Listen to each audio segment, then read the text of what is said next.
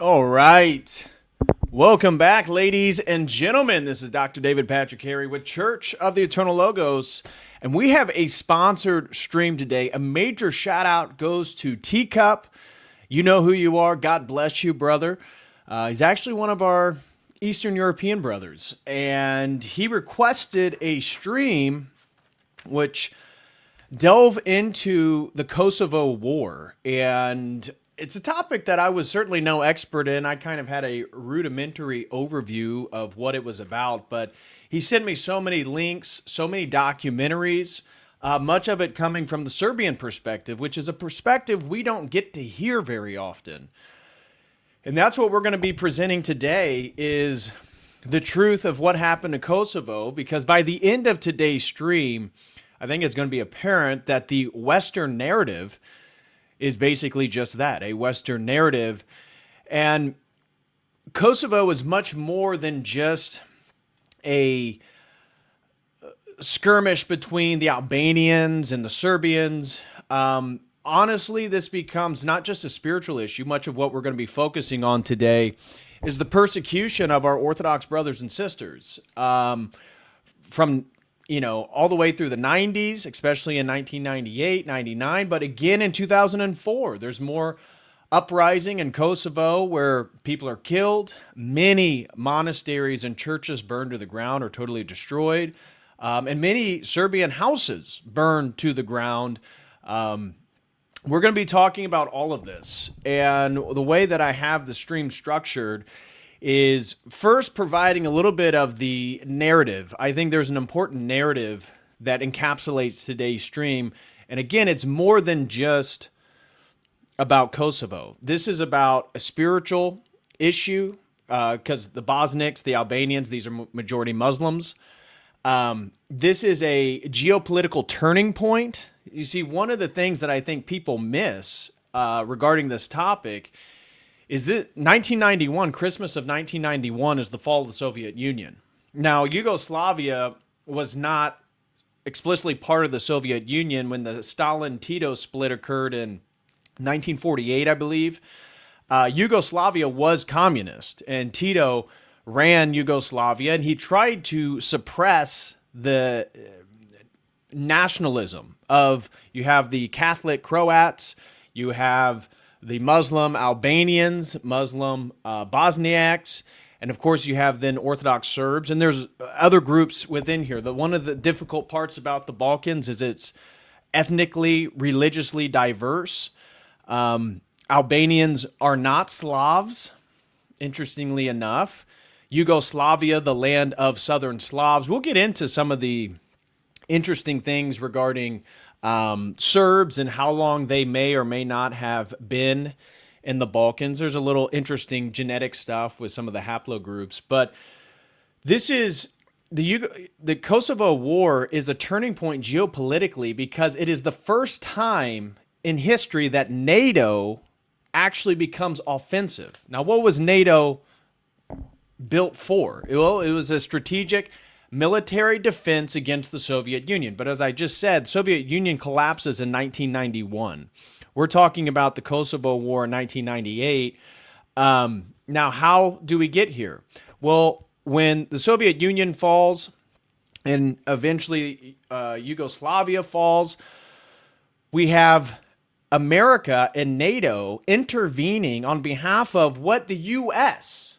identified as a terrorist organization in the KLA. The KLA, what then the U.S. under Clinton will redefine, they move it from a terrorist organization to a liberation force.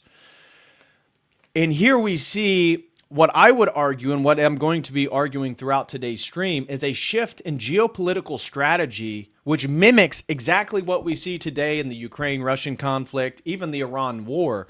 But the Iraq war, Afghanistan, is that America sees this as an opportunity with the collapse of the Yugoslavia, with the fall of the Soviet Union, to begin to exert itself through military means. And most explicitly, the building of military bases. We're going to see Bondsteel, one of the largest bases in Europe, is built in Kosovo right on the heels of the Kosovo War. And this is a total shift. You see, even before the Kosovo War, the U.S. had bases in Germany and Japan, but those were bases taken after World War II. The U.S. was not this, again, the military-industrial complex was not operating in the same manner it exists and operates in after the Kosovo War. This is really a turning point in history, and so many of us were probably kids in the 90s. We don't have a full grasp of the geopolitical situation that this war actually instigated. And so here we see NATO and the U.S., without UN permission, intervene. And what did they do? Well, they began shelling Serbia. And remember the rhetoric we've heard recently from Donald Trump about bombing power plants and bridges? That's exactly what NATO and the U.S. did to Serbia. We're talking about churches, civilian areas, apartment complexes, energy infrastructure, anything that they could cause damage to Milosevic, the then president of Serbia, they did. And that's why it's ironic that they then charged Milosevic, the president of Serbia during this period, as the first sitting head of state to be charged with a war crime. In this language of genocide, we have to stop the genocide. This is the first time the American propaganda machine begins to use this en masse, and we hear it today. And so what does the U.S. and NATO do? They begin to arm the KLA. They begin to give weapons. Now, obviously, some of the weapons were stolen from Albania. There's a whole thing about how the KLA got armed. But this is a real shifting point geopolitically. And so as we move through the stream, you're going to see from this point forward, once the Soviet Union fell, NATO stopped being a defensive force to stop the Soviet Union and became an offensive force along with the U.S. military to begin to build bases and surround Russia. And this is really kind of the first instance of that. And that's what today, spiritual issue, geopolitical turning point, and it's a true lens for seeing the contemporary situation around the world. You see, one of the key takeaways in prepping for this stream is, and we're going to see it when we go through some of the documentary footage that we're going to be watching today, is it's the same rigmarole. It's the same thing that the U.S. has been doing nonstop, is expanding itself through military bases and military conquests through the propaganda as that we're going to spread democracy, we're going to liberate people from the oppressors. The same thing we're hearing about Iran. Remember those protesters a few months ago that we were told that Iran killed 40,000 protesters? Wasn't true, and turns out that those protesters in Iran, again, ethnic minorities in northern Iran, were upheld by Mossad, CIA, MI6, and the U.S. even attempted to send them weapons, but of course the Kurds decided to keep them. So even what you're seeing today in Iran is basically the exact same playbook that first began in Kosovo. So we're going to get into all of that. Now, regarding the specifics of Kosovo and why Kosovo is important, Kosovo is just south of Serbia. We're going to look at maps here in just a few. You'll have plenty of visual graphics, but this is just my attempt to frame the situation here. That Kosovo is essentially the heart of Serbian Orthodoxy. Metohija is the Serbian term, which literally means the land of monasteries. Okay, and since the Serbs arose as a true power in the Balkans during the medieval period, Kosovo is a spiritual home for the Serbs, and it is historically Serbian. And like I said, so many churches, so many monasteries, so much spiritual history there. Now, during the Ottoman conquest, so we're talking, 15th century until the collapse of the Ottoman Empire, what happens is the Ottomans began to take control of the Balkans once the Byzantine Empire collapses. And there's a few groups, the Albanians, who decided to convert to Islam. That's why the Albanians are Muslim. And the Albanians are Indo-European. They are Indo-European. I was trying to look into the arguments about how long the Albanians versus the Serbs have been there. And it's a contentious claim. The Albanians have been there for a long time. There's a bit of a mystery on exactly who they are ethnically, but it seems like they may exist all the way back to Illyria and some of the more ancient civilizations there in the Balkans. But due to the pressures that the Ottomans put on Christians, a large swath of Albanians converted, along with Bosniaks. They also converted to Islam. The Serbs obviously historically resisted the forced conversion and at multiple times fought battles against the Sultan and the Ottoman Empire. So you see, there's already sort of a different historical tension about religion. That is one of the biggest differentiators here between these two groups. Now, Serbia actually retakes control of Kosovo in 1912, the beginning of the 20th century, 1912.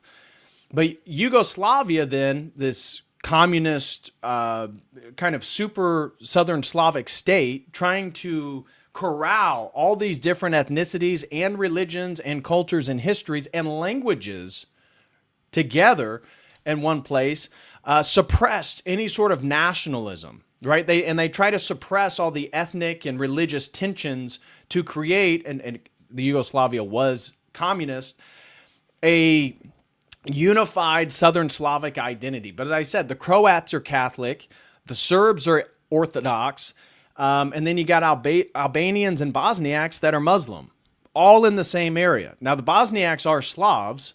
The Albanians are not Slavs. So you have that, again, another delineation there. Now, in 1989, Slobodan Milosevic, the president of Serbia at the time, 1989, he revokes the autonomous status of Kosovo. Now, mind you, at this point, Kosovo, which was historically Serbian, and under Ottoman rule over 4 to 5 centuries, many Serbs began to migrate north to get away from the Ottomans. They didn't want to be on the borderline between the Serbian Empire and the Ottomans. So migration began to move north. Albanians began to fill the void in Kosovo.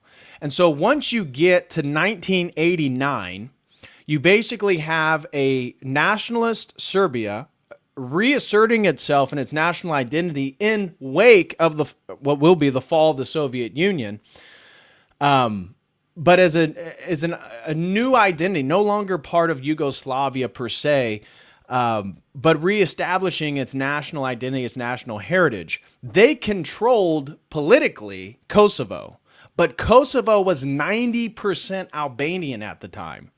And so this is where the crux of the argument, if you ask an Albanian about Kosovo, they'll say, well, it's ours because we live there. We're 90% of the population. Well, now it's even more so than that. You ask a Serbian, they say, well, that's our homeland. Look at all the things that are built. Look at all the churches and the monasteries. That's been our land for centuries. The Albanians, and that's where the crux of the problem is, the Serbs see it as a historical heartland of Serbia, a spiritual heartland, where the Albanians, through history and through, again, becoming Muslim and then through migration, were allowed to populate Kosovo and become the majority demographic.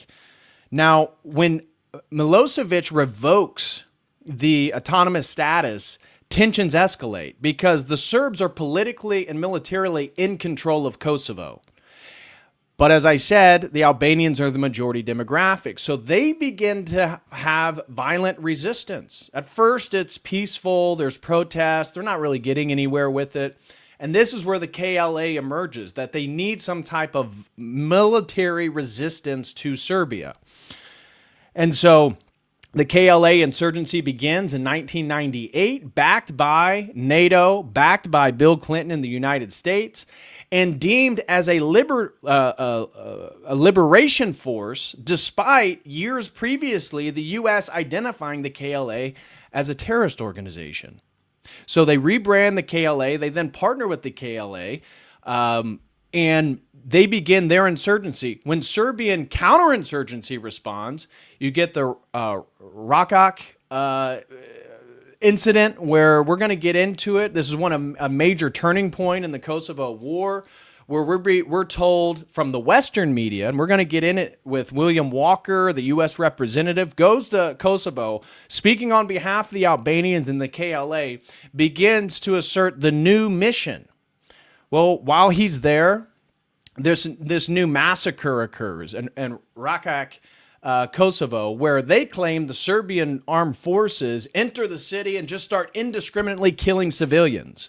Now, according to the Serbian perspective, these were KLA fighters. They enter in the city, there's military resistance, the Serbs kill them, and what the Western media did was then put new clothes and make these people look like civilians, and this was the narrative that went around the world, essentially. And so the Serbs feel that this was totally misidentified. It was propagandized intentionally. They think that the bodies of the people who killed were all fighting against them. They were military combatants, and that there was no mass slaughtering of civilians.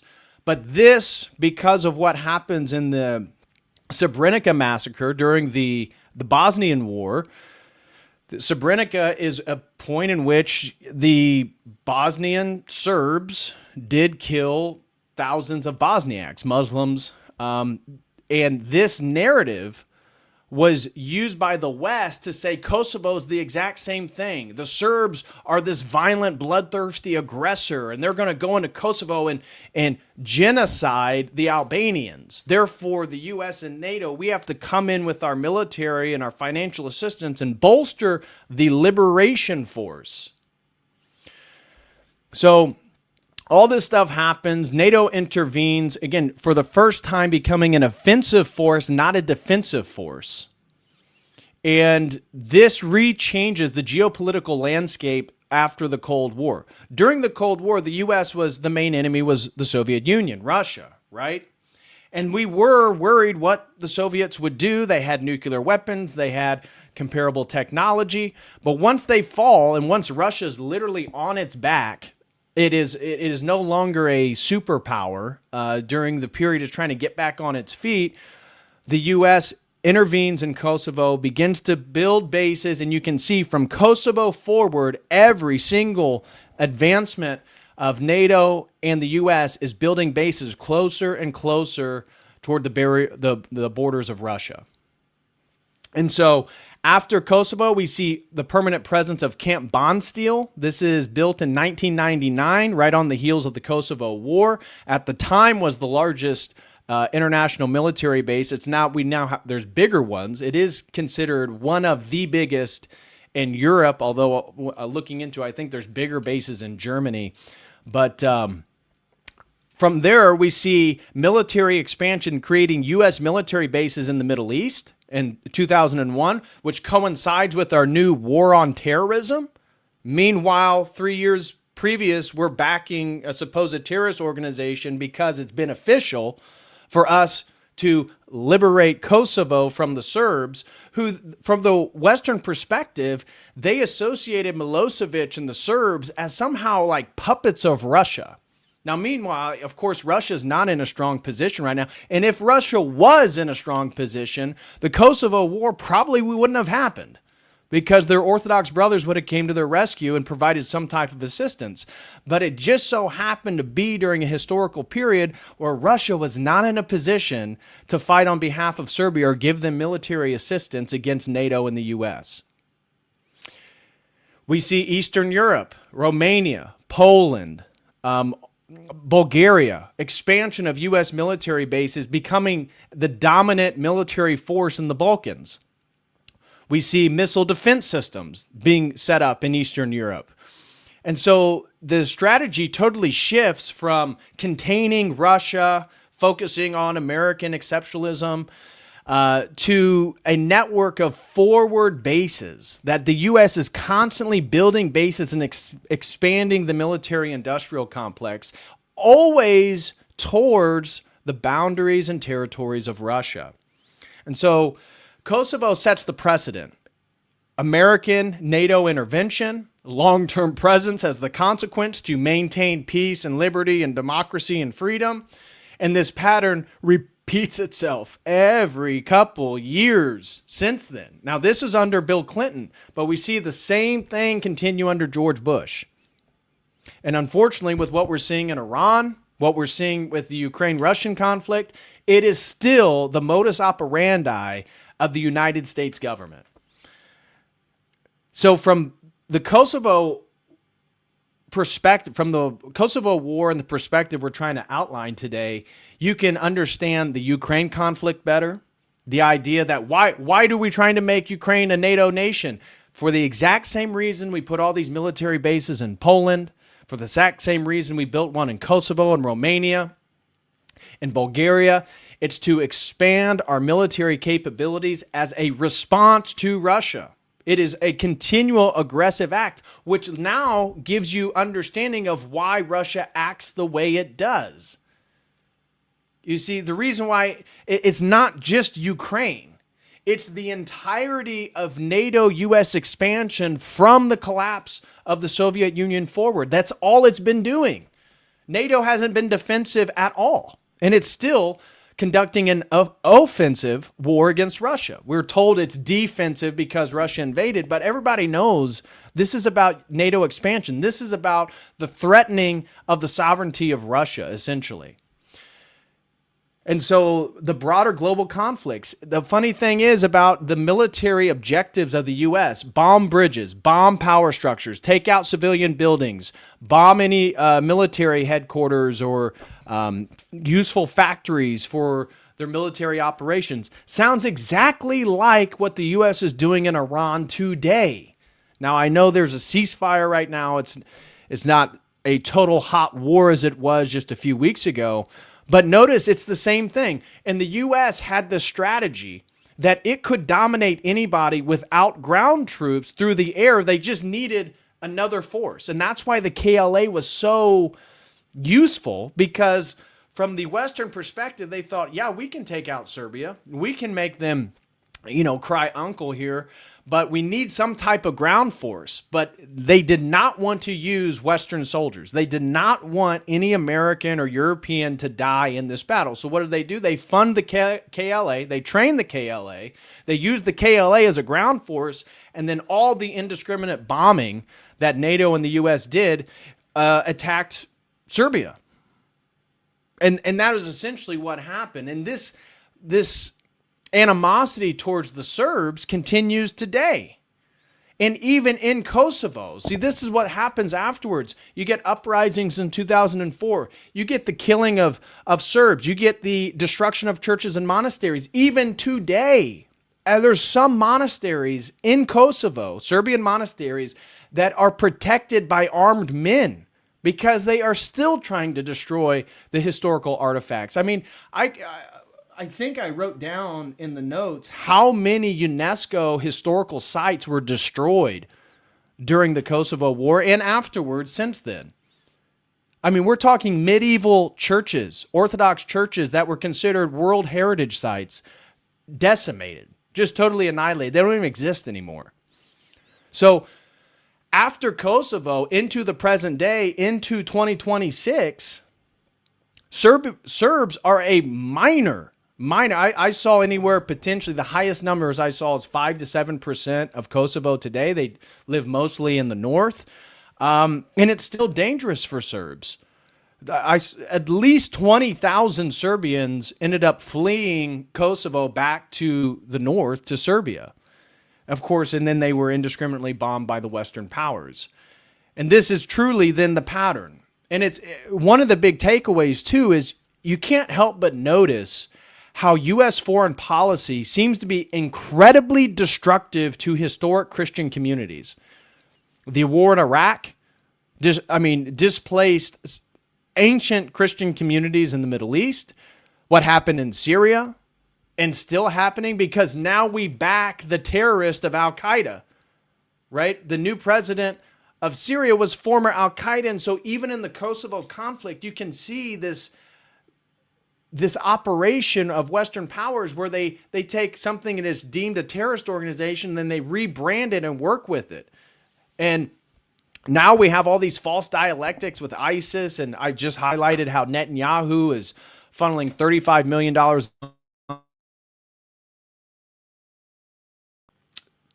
through Kuwait, or was it Qatar? Maybe it was Qatar, to Hamas. Yeah, from Qatar to Hamas. A month. Now, why would Netanyahu do that? Because you fund your opposition to give you the pretense to continue forth with their annexing of Gaza, the West Bank, southern Lebanon, so on and so forth. So everything we talk about today, it's not just about Kosovo, although that's the topic. It's a lens to see everything that's going on geopolitically. So smash that like, guys. We got tons to get into. Let me catch up with some of your guys' comments. Serbian Slav Squad.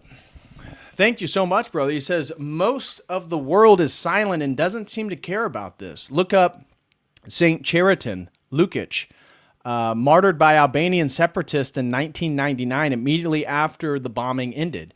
DPH, thank you for covering this. Kosovo is Serbia. Absolutely. And so, is Kosovo Serbian or Albanian? The question you have to ask is what you prioritize, history and territorial sovereignty, or the amount of people that live in a particular nation? Because Kosovo is majority Albanian, but that was a later historical phenomenon. And I think for people dealing with mass migration in Western world, they look at the Kosovo situation, and though they may have sentiments for the Albanians, it's like, but isn't that happening to your nation, Germany? Isn't that happening to you, England? Isn't that happening to you, America, right now? Victor Ziegler throws in 20, says, most diverse channel in the orthosphere love the covering of these niche topics. Well, thank you so much, Victor Ziegler. I do appreciate that. Again, we do something over here called education. So we like to provide a little bit of depth and information. I hope you guys enjoy it. We do hit a wide variety of topics, that's for sure. And this one took me a lot of prep. I'm trying to avoid much of the resources Teacup sent me were all in Serbian. So I had to use, I watched a handful of his documentaries, used closed captions and stuff, but there was one that was majority English, and that's the one we're going to be watching today, which actually comes from a Serbian news source. It's a documentary talking about these issues. So thank you very much, Victor Ziegler. I appreciate the support. And Serbian Slav Squad threw in another one. Thank you so much, brother. He says, another contribution for the goal. May it be blessed. Christ is risen. Truly he is risen. Oh, our brother Wicked Wally. Shout out to Wicked Wally. He says, the Bosnian Civil War started in 1992. Same year CIA ended Project Cyclone in Afghanistan, and they started traveling to the Balkans. Yeah, exactly.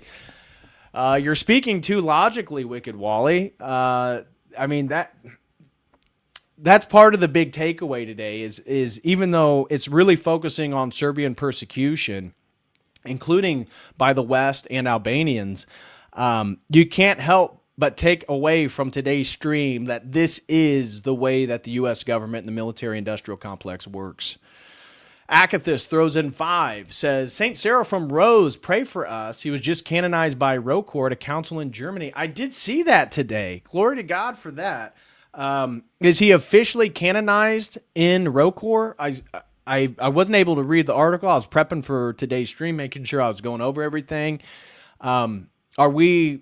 Is it official? Can somebody in the chat let me know? It's official that Father Seraphim is a saint in Rokor? Let me see. Patristic Face says, we do not know that yet. I'm going to take his judgment.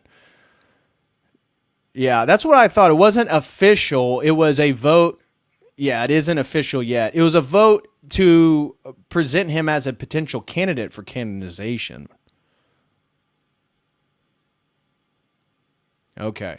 Well, hopefully he does. Hopefully he does. We would be phenomenal to get a true American-born saint. So hopefully that does happen. And Ribicon throws in 50. Thank you so much for the generous support. He says, you might cover it, but Albania is majority Orthodox. God bless you, brother. I've been watching you for 2 years and love your content. Well, thank you very much. I've heard that, but I was struggling to find online articles validating that. Everything I kept finding from the latest census that I found was from 2023. Because I remember seeing what you saw, Rubicon, that Albania became majority Orthodox. But the 2023 census that I read, it was still like 40-some% Muslim, and then it broke into non-religious, Catholic, and Orthodox. So I'm not totally sure. But I hope they do. I hope they do. If Albania became Orthodox, maybe we'll find some type of agreement and resolution to this situation, because the Kosovo situation isn't done, guys. It's not done. In fact, do you guys know how many nations recognize Kosovo versus those who don't? It's like 100 or 100-some recognize Kosovo, and I think 93 do not recognize Kosovo. But guess which one is the majority of the world population? 6.5 billion people. If you just include the nations that don't recognize Kosovo and then add up the population demographics, I did this in prep for today. 6.5 billion people within nations do not recognize the existence of Kosovo. It's still Serbia. And then 1.6 billion, meaning America and Western Europe and a lot of our allies, do recognize Kosovo. So even though there's more UN nation states that recognize the existence of Kosovo, in regards to sheer demographics of the nations that don't, they are by far the larger group. And the nations that do not recognize Kosovo, I'll list them to you because I wrote them all down. Here's the list of the nations that do not recognize Kosovo. Serbia, obviously. Russia, China, India, Brazil, Spain, Greece, Romania, Slovakia, Cyprus, Iran, Egypt, Algeria, Morocco, South Africa, Ethiopia, Indonesia, Pakistan, Bangladesh, Argentina, Mexico, and Chile. Now, there are more smaller nations, but I just grabbed a handful of the bigger countries. Obviously, the biggest ones being Russia, China, India, Brazil. But that is, if you add up all the nations that don't recognize Kosovo, 6.5 billion of the world population. So, you know, again, what is my takeaway after doing all the prep for today's stream? Kosovo is Serbia. It is Serbia. I get the nuance of the amount of Albanians that live there being the majority demographic. I understand that. I get it. I conceptualize it. But what they've done to the Orthodox heritage, I mean, when you look into it, and like, we're not even going to watch all the stuff I watched in prep for today. A lot of it is in Serbian, so it's not going to be great YouTube material. But I mean, it's horrific. There is a fantastic documentary that I'm going to give you guys the link to because I wouldn't be able to play it. One, it's already censored because of it may contain violent imagery, so you have to give permission to even watch this. But it's a documentary called You Leave, I'll Stay. It's a 2015 Serbian documentary which has so many clergy talking about it, priests, monastics talking about the conflict and everything that's going on. So if you guys want to watch that, I'll share the link here. I can't play it. It absolutely get flagged immediately here on YouTube. Because you have to have permission to even watch it. You have to have an 18 old plus YouTube account, like verify that you're 18 plus or whatever. I don't even know how they do that. But yeah, so we're going to watch one of the documentaries, though, that Teacup actually provided me. Hattori, Throws in 10 says, I recently purchased a copy of The Mystery and Meaning of the Battle of Kosovo from Jordanville. Albania is the only country happy to have a statue of Slick Willie Clinton. Oh, I'm sure they do. I'm sure they do. Bill Clinton was very good to the Albanians. So I have not read that book. I would not be. All my research today basically comes from Serbia, because that was what was asked by Teacup. He, basically present the Serbian perspective and highlight Serbian persecution and all that different stuff. So, my angle, clear as day, just to let you know my biases. We are coming at the Kosovo war and the Kosovo conflict from the Orthodox Serbian perspective. That's what we're doing. And Acidius throws in 10 says, or Acidius throws in 10 says, thanks for covering this. Glory to God. Glory to God. Thank you very much, brother, for the support. I do appreciate it. And let me just double check Streamlabs. Before I got the first video we're going to watch is basically an overview of everything that I tried to lay out, but it has really good graphics, easy to follow and stuff like that. Over on Streamlabs, Jeremy Adams throws in 10. Thank you very much, Jeremy. He says, cool topic. Excited for this one. Well, thank you, Jeremy. Emperor Otto III throws in 5. Wow, I'm getting $5 super chats from Emperor Otto III. He says, let's go. Well, thank you very much. And BMX 1966 throws in $10. No comment on Streamlabs. Thank you guys very much. I appreciate that. Okay. Let's see. Let me pull up our first video to watch here. And even before that, so we don't miss some of the vibe today, let me do some quick housekeeping. First thing, guys, if you're interested in topics like this and you want to join a men's group that is talking about them and going over them, join the Logos Academy. We meet tomorrow night. We'll be doing an accountability meeting on our fitness, diet, spiritual life, and career goals, money making, whatever that may be for you. So check that out if you are interested and like to be part of that men's only community. Also, if you like Teacup, again, a major shout out to our sponsor today, Teacup, for a great topic and providing me great resources. I don't even know where I would have been able to find all this stuff without Teacup.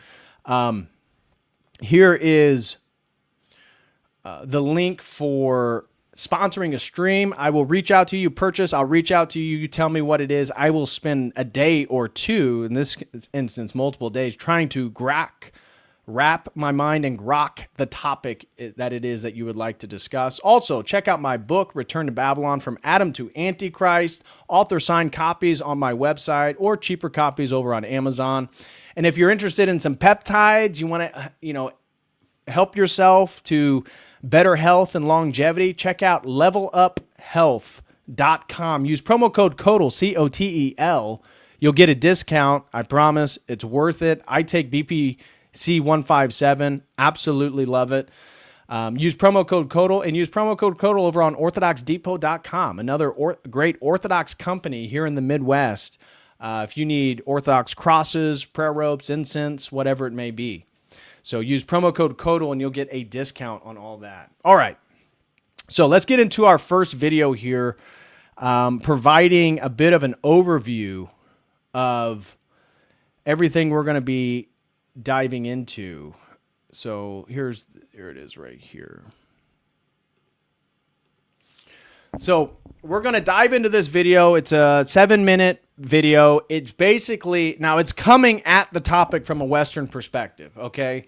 So remember, every Western perspective is going to make the Serbians look like these big, bad, mean nationalists, just bloodthirsty, genociding the Albanians for no reason other than they're just a nuisance. That's kind of the Western perspective. Now, he doesn't go that far, but the framing is very different from what I uncovered diving into all this stuff. So here's our first little overview on the topic.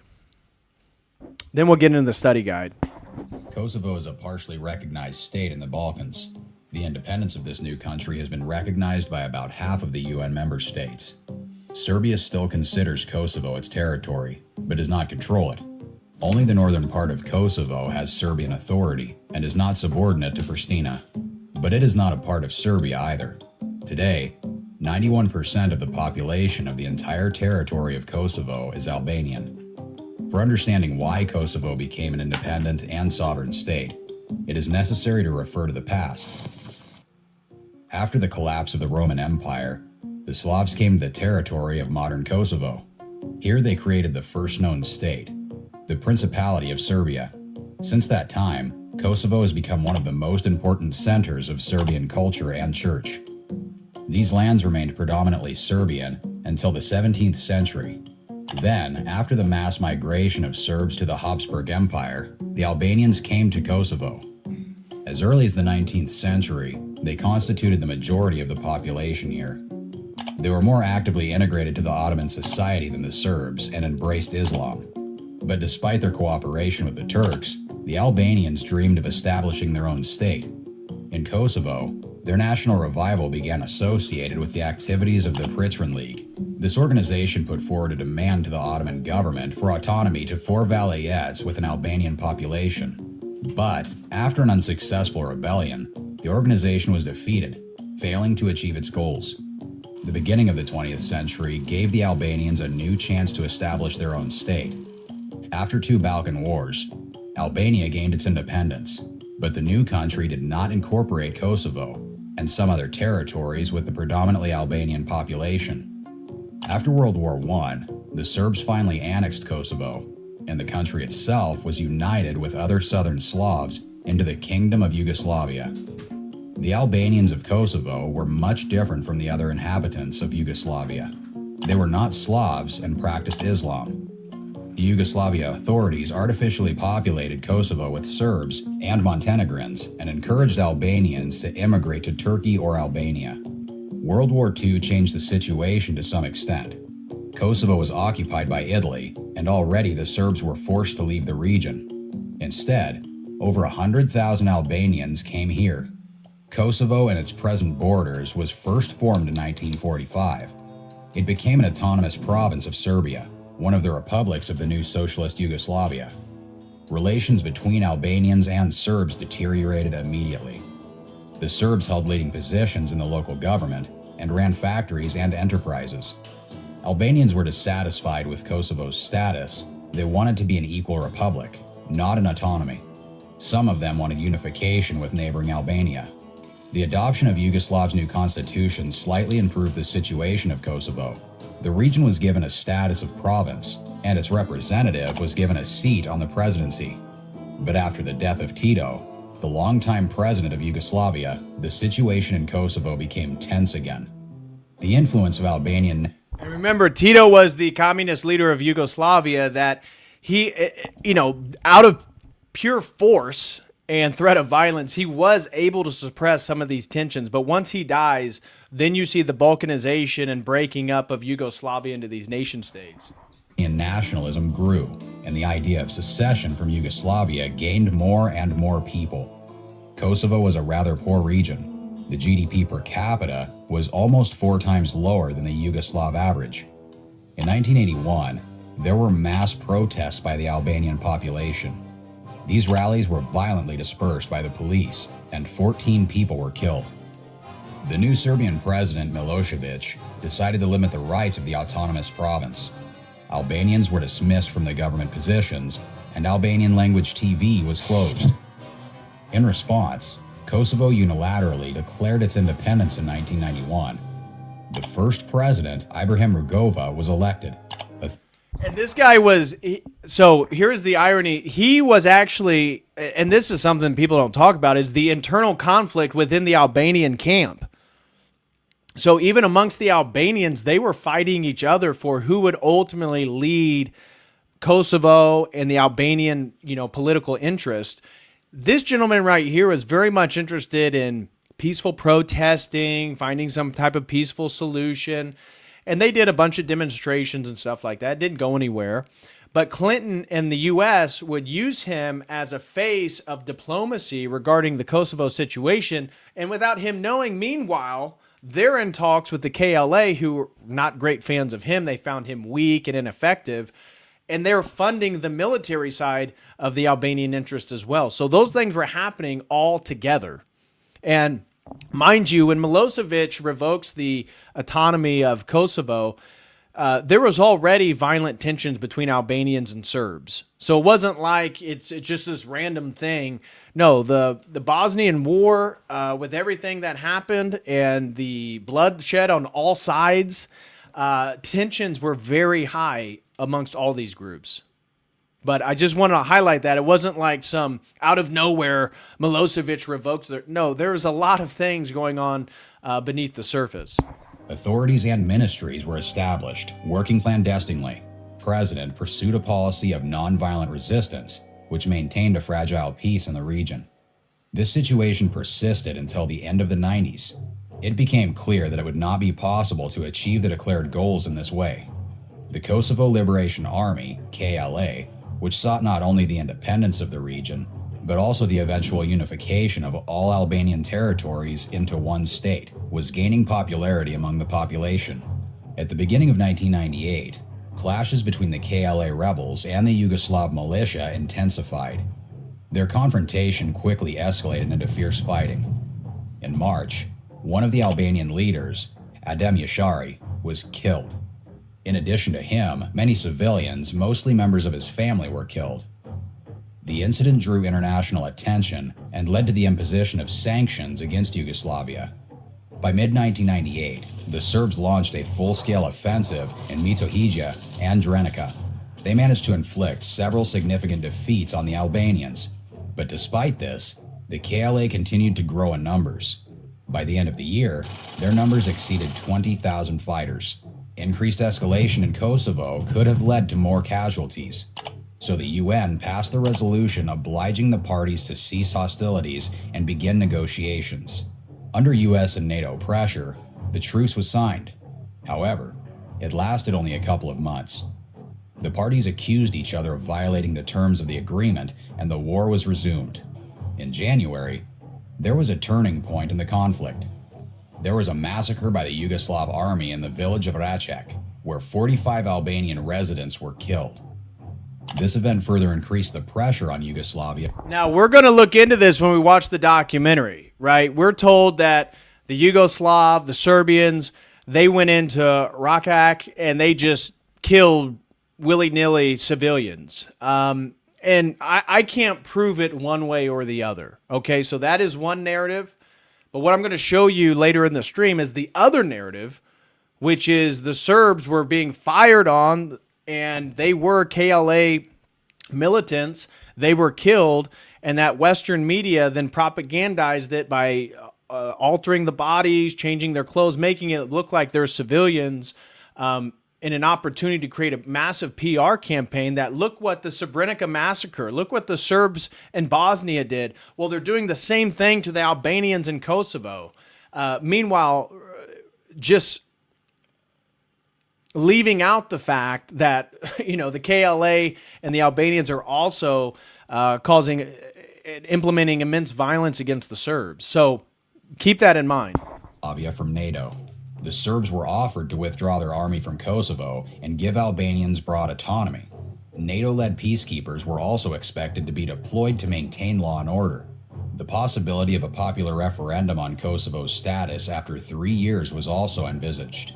Slobodan Milosevic did not agree to these proposals. Immediately after his refusal, NATO announced the start of the military operation.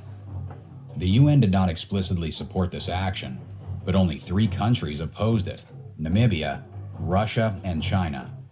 The operation started on March 24th with missile strikes throughout Yugoslavia.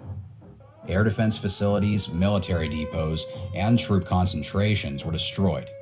The Serbs were expected to surrender quickly, but their resistance lasted 78 days.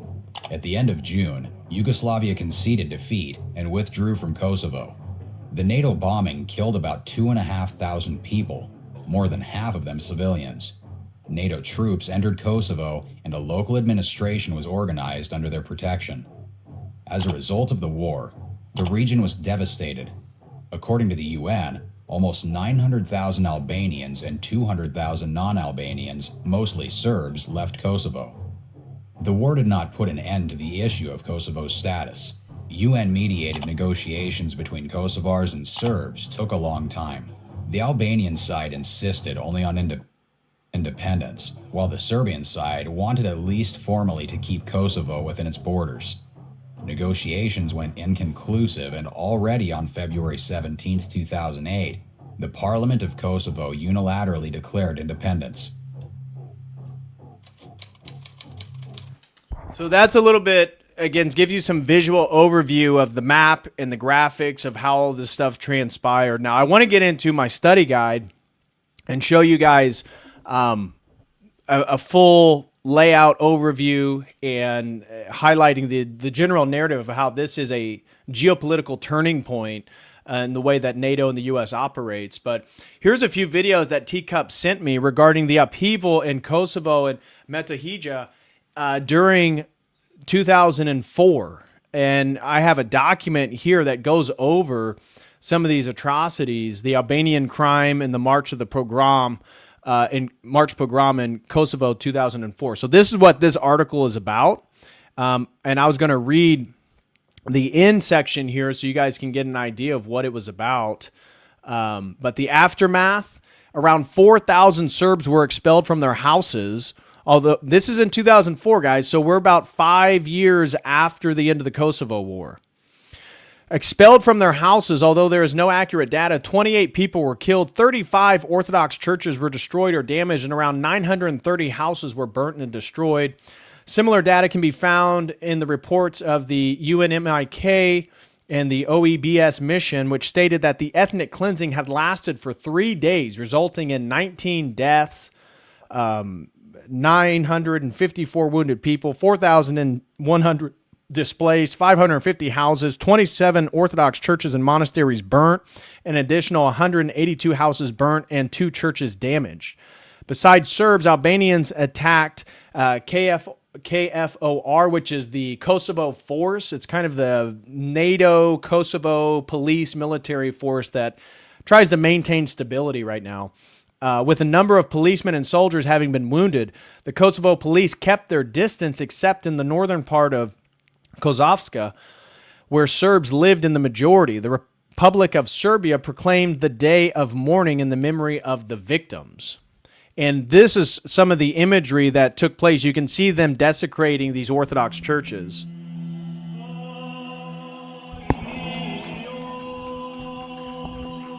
So those are the Albanians. You see the Albanian flag.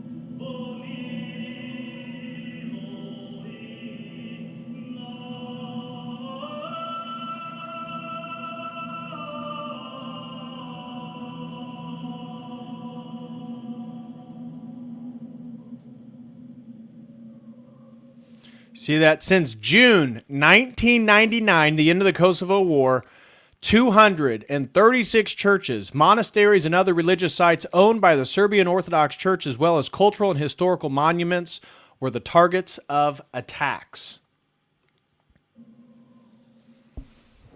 And we're not going to watch all this, but this was another Serbian kind of a documentary that was sent to me regarding the upheaval in 2004. It's all in Serbian. There are some captions, closed captions, but we're not gonna watch all of it. But I just want to show you a little bit. So here is, starting with this gentleman. He said, "They said we can't protect you. You need to run away." Talking about the Kosovo force, the KFOR. I was able to leave with my brother.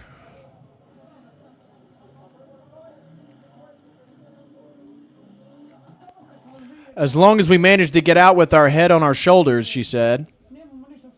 And now we have nothing. Everything has been set to fire. You can see them helping the children.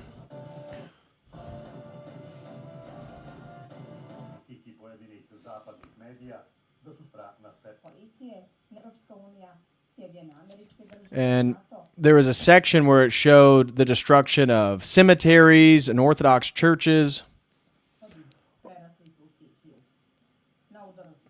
Targets included Serbian families in Pristina, Serbian villages,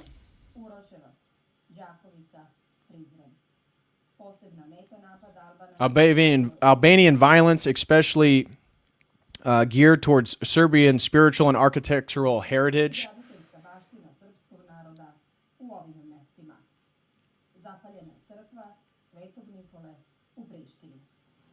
Now, mind you, some of these were built during the medieval period. They were UNESCO historical sites.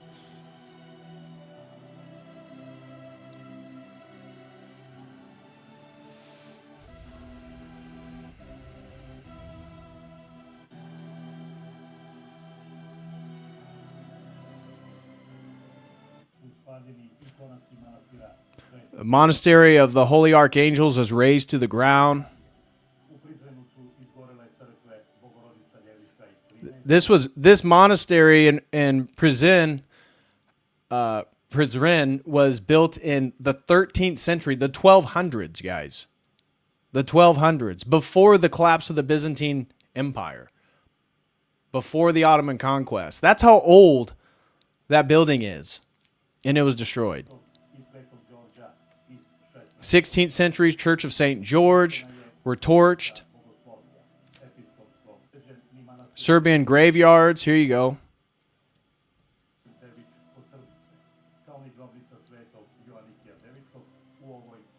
Icons were defaced. Valuable frescoes, 10,000 valuable frescoes, icons, and chalices and other items were all destroyed. Went missing or were severely damaged. And they even took books of baptisms, marriages, and deaths, testifying to the age-old persistence of Serbs in Kosovo and Metohija.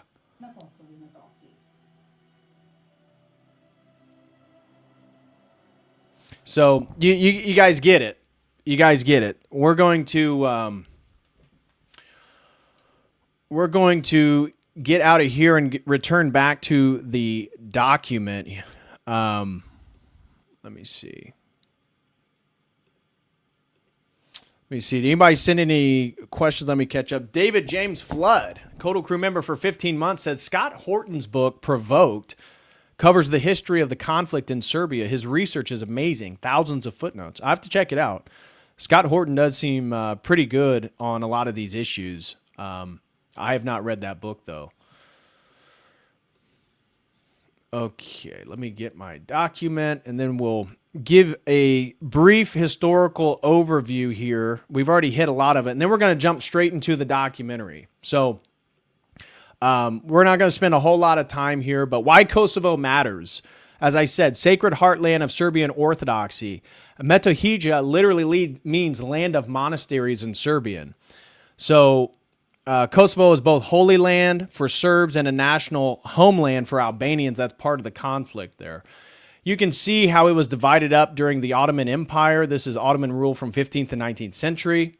Islamization, the Albanians adopted the Islamic faith while the Serbs and the Croats refused. Serbian migrations northward, allowing for a new demographic to take place in Kosovo. Here you see Yugoslavia rising in tensions. This is Slobodan Milosevic. He was the president of Yugoslavia/Serbia at the time. Kosovo is part of Yugoslavia. 1974, Kosovo gains autonomy. 1989, Milosevic revokes it, which causes rising nationalism and demographic imbalance.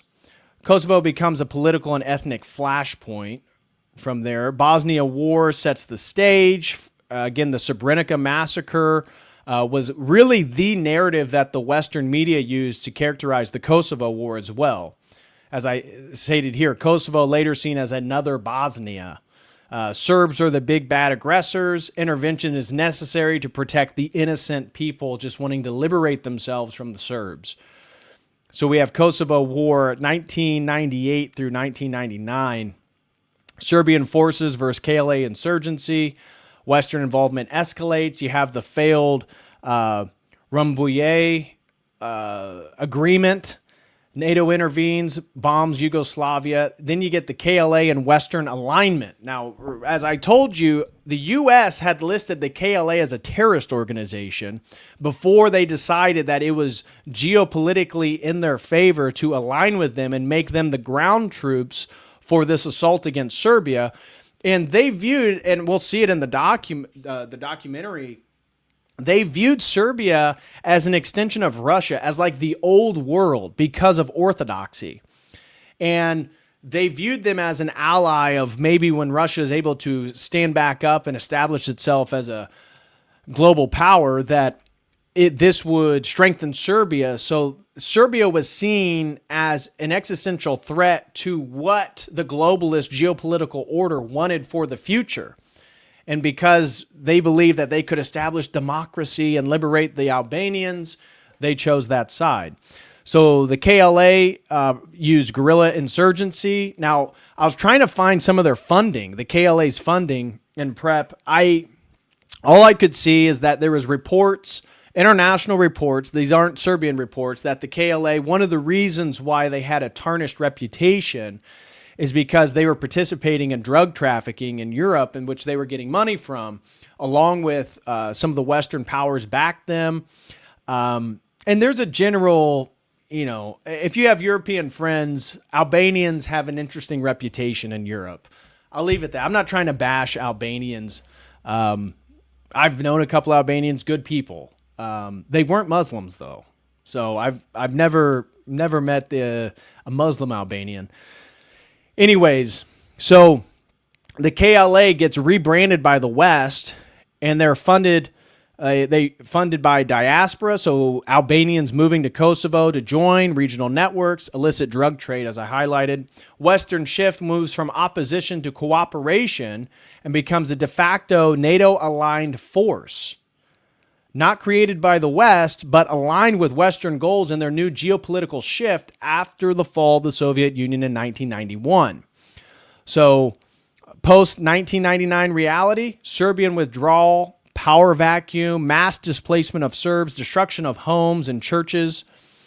And then you have the 2004 unrest in Kosovo, which we just saw some clips of. That is after the Kosovo War. So violence did not end in 1999. It shifted forms to the newsways in which the U.S. to new ways. I don't know why I added an S to the new ways in which U.S. flexes its imperial muscles. Orthodox heritage under threat, as we showed, 100+ churches and monasteries damaged within that 5-year period, if not destroyed. UNESCO heritage sites endangered. Some monasteries require armed protection to this day. This is not just war damage, it's a cultural and religious whitewashing of Serbian heritage in Kosovo. Life today for Serbian Orthodox Christians, still dangerous. They're a minority population, somewhere between 5 to 7%. That's what I was finding of Kosovo today. They live in ethnic enclaves, mostly all in northern Kosovo. Limited mobility in some regions, dangerous for Serbs in parts of Kosovo, reliance on, again, the Kosovo Force for Security, and still attempts to destroy Orthodox churches and monasteries to this day. from widespread presence, Serbian presence, historical and cultural claim, to now a protected minority existence. So, moving forward, I wanted to talk a little bit about some of the specific events that occurred. So we talked about the rise of the KLA, and I want to talk a little bit about Rakak as a turning point. Now we're going to be looking at William Walker and Holdenbrook. These are some of the U.S. representatives that are all boots on the ground, if you will, U.S. political representatives aiding and abetting the KLA. So Rakak is this incident, which I told you that the Western media claimed 45 civilians were just innocently slaughtered by Yugoslavia/Serbs. Dozens of Albanians found dead. This was declared a massacre by William Walker, who was sent by Clinton to represent U.S. interests, backing the KLA and organizing their mission objectives. Now, from the Serbian position, victims were all KLA fighters. These weren't civilians. And the event is misrepresented and politicized by Western media to galvanize the populace of various nations to be in opposition to Serbia. And I'll say the nation that was most susceptible to this propaganda was Germany. Now, mind you, Germany, a lot of psychological programming and experimentation done after World War II on the Germans. That's a fact, right? We know that. It was a lot of the testing of transgenderism and homosexuality and erotic films and pornography was done in Germany after World War II. They tested it on the populace. Well, you can imagine the German mind's been conditioned. Anybody gone to Germany, you don't see German flags anywhere. There's very little German nationalism in Germany anymore.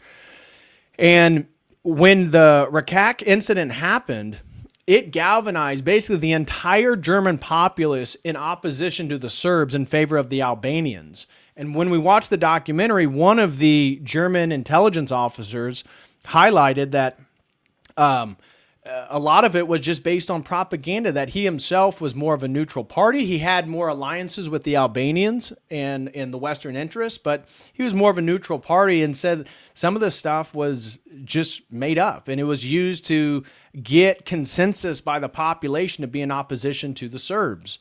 And so the impact, Serbia sees this as a key moment in shaping the Western intervention narrative. It sets the precedent for a new geopolitical focus for U.S. and NATO. As I said, the Rambouillet talks, Western proposal includes, and this is why Milosevic declined it. So the West says, hey, let's do, the Rambouillet talks. We'll end it. We're not going to go to war. But here's our concession. You, Serbia, must allow NATO troops to essentially control your nation. Obviously, any independent nation is going to say no to that, which Serbia rejects and becomes the precedent for the NATO bombing. And you can see bombing bridges, bombing apartment complexes, NATO bombing in Yugoslavia. They target, yes, military infrastructure. That is true. It was one of the first examples of American precision striking with Tomahawk missiles, which is exactly what we're doing in Iran today, right? And so the Kosovo War was essentially a success from the U.S. perspective to see how they can get nations to essentially fall on their knees and beg for mercy through air campaigns and missile campaigns. So that, yes, they targeted the military, but then they targeted civilian infrastructure, which we just heard Trump threaten Iran, but we know that is a war crime. Now, the UN never gave permission for intervention, which technically they need. But this is why this sets, after Kosovo, it totally changes the way the UN works. Basically, the U.S. runs the UN. Basically, the UN policy and foreign international policy is that the U.S. gets to do whatever it wants because we hold all the cards. And the Kosovo War was the incident in which all those power dynamics switched. That the international community no longer had the ability to control the U.S. or what our geopolitical strategy was. And civilian areas, this is part of the controversial strikes during the Kosovo War, is that they targeted explicit civilian infrastructure, including schools, which what did we just see on the first day of the Iran war? Remember the school of the little girls that was like 160 some girls killed? And we found out it was a U.S. Tomahawk missile that bombed the building, killed all the girls. Well, that's exactly what they did in Serbia. Churches, civilian infrastructure, apartment buildings, power facilities. All of it was targeted by U.S. and NATO. And so from the Serbian interpretation, the NATO war is seen as illegal. There is never UN approval, which is supposed to be the way that international law works. Aggression against a sovereign state and causing civilian suffering. Now, that's not to nullify the fact that Albanians were also suffering. This is a complex situation here. And then the end of war in June 99, Serbian forces withdraw, forcibly so, due to the immense shelling they took. NATO and KFOR enters Kosovo. Kosovo placed under UN administration. Serbian view this is a loss of control over historic homeland under foreign occupation. And then post-1999 Serbian Orthodox crisis here, large-scale Serbian displacement, which we talked about, churches and monasteries still attacked to this day, and cemeteries desecrated. And so here's what I want to highlight then before we get into the documentary. Look at this. Look at this. I was looking up the expansion of NATO and American bases after the Kosovo War, because that's my whole narrative here, is that this truly is a turning point, something I wasn't fully aware of before doing the research for today. This truly is a geopolitical turning point. And here we see in the Balkans, so immediate post-Kosovo footprint, Kosovo War footprint, we see Camp Bondsteel, massive U.S. military base in Kosovo, built in 1999, right at the end of the war. We see Camp Film City in Kosovo, built in 1999, NATO headquarters. So we see Kosovo immediately becomes a place for U.S. military bases and NATO headquarters. Now, moving to the Middle East. This is all, I got dates here so you can see the larger picture. The Middle East and the Gulf nations, core expansion of U.S. power projection. The Al Udeid Air Base we talked about in Qatar, built in 1996, so before, but U.S. expansion through 2002, 2003, a la Iraq War. Kuwait, base built 1999, right during the same period. Maybe this is where all that money that the Pentagon, every time they do an audit, and our military budget is the largest in the world by far, and the Pentagon can't account for all their money. Could it be tied to some of these projects? Ali Al Salim Air Base, Kuwait, built in the 2000s. Naval support in Bahrain, 1990s, 2000s. Prince Sultan Air Base, Saudi Arabia, 2000 to 2003. So we see many of the bases that are even being targeted by Iran built during this period. You see the geopolitical shift. Central Asia, Kyrgyzstan, established in 2001. Uzbekistan, established in 2001. Bagram Air Base, obviously the war in Afghanistan, established in 2001. Kandahar Airfield, Afghanistan, 2001. Eastern Europe, post-NATO expansion. We see Romania, 2003, massive air base. Bulgaria, training area, 2006. Bulgaria, 2006, 2010, air base. Bulgarian air base, NATO modernization in the 2000s.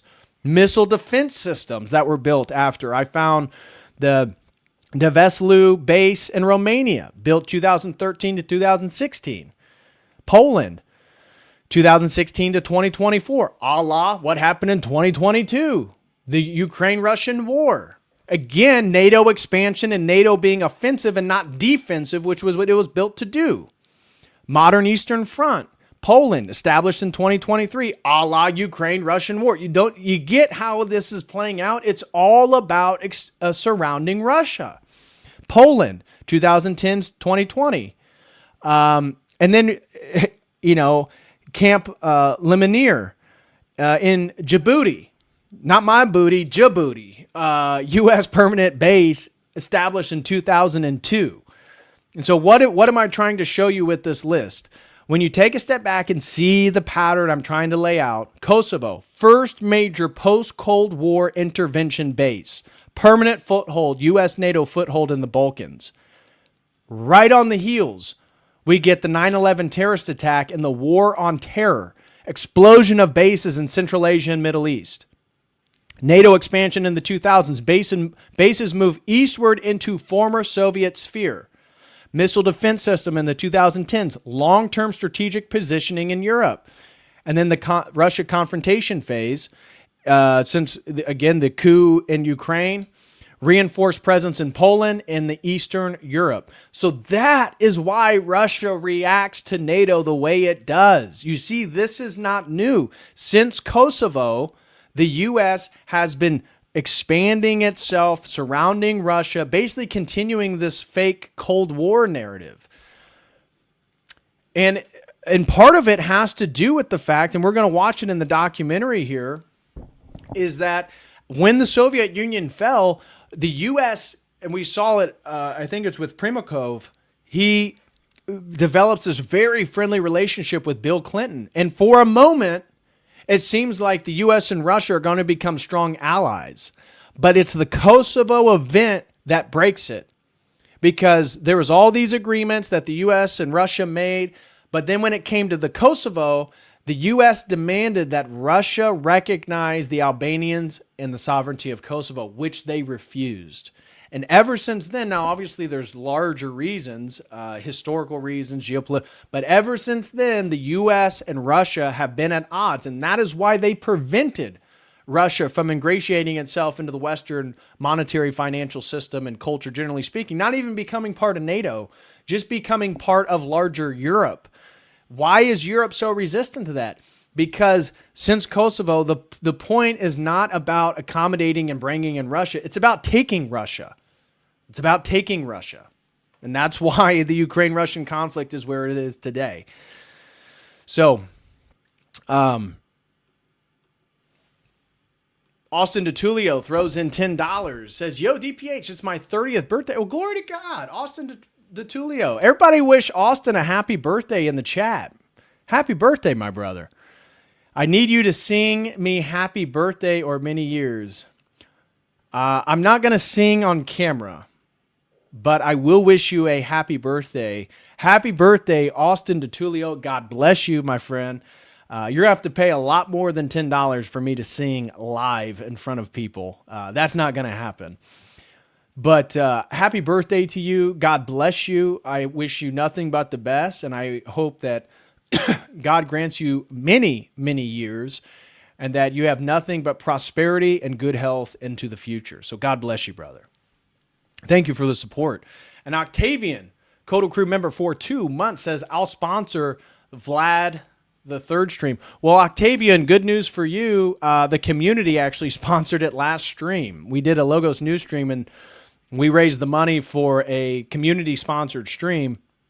So I have a satanic ritual abuse stream to do later this week. And then I only have 2 sponsored streams, another one on satanic ritual abuse and one on Vlad the Impaler, sponsored by the Codal Crew community. So you don't even have to pay for it. You're going to get it. But if you'd like to sponsor a stream, do sponsor a stream on another topic. The 2 competing ones behind Vlad the Impaler was a stream on Basil II, Emperor of Byzantium, referred to as the Bulgar Slayer, and his conquest in the Balkans against the Bulgarians, or the Norman conquest of England. That was actually a surprising close one. And Tesla. I was going to do, somebody said you should do a deep dive into Nikola Tesla, which I would definitely be open to. That'd be a good one as well. So there's a handful of still good stream topics if those interest you, Octavian. Okay. Now let's get into some of the documentary here. Guys, we're only at 8 out of 30 for the super chat goal here on YouTube. Can you guys help me out? If you have any questions or comments, would appreciate any support for the stream. Let's get into the documentary here.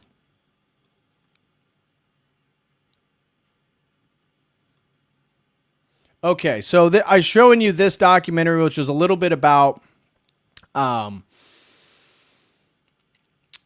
the persecution of Orthodox Serbians in 2004 during the unrest in Kosovo. These were a couple links that Teacup sent me regarding primary chronicles on the Slavs.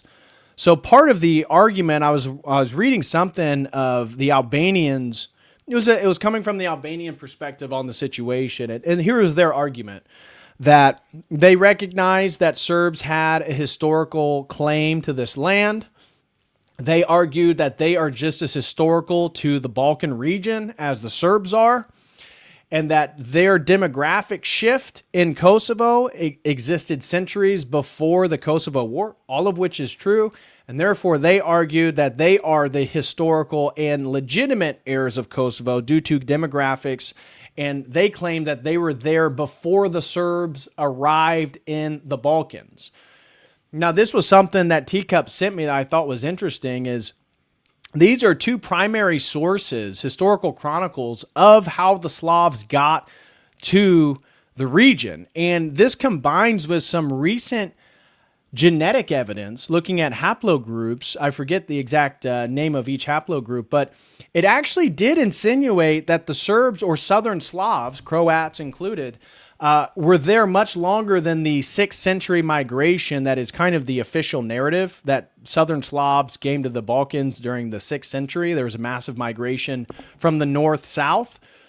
Actually, some of the genetic evidence, and if you just pull up an AI and ask for new genetic evidence of Southern Slavs or Serbs in the Balkans, and it'll show you these specific haploid groups that highlight they actually are connected with what is believed to be the ancient indigenous people of the Balkans.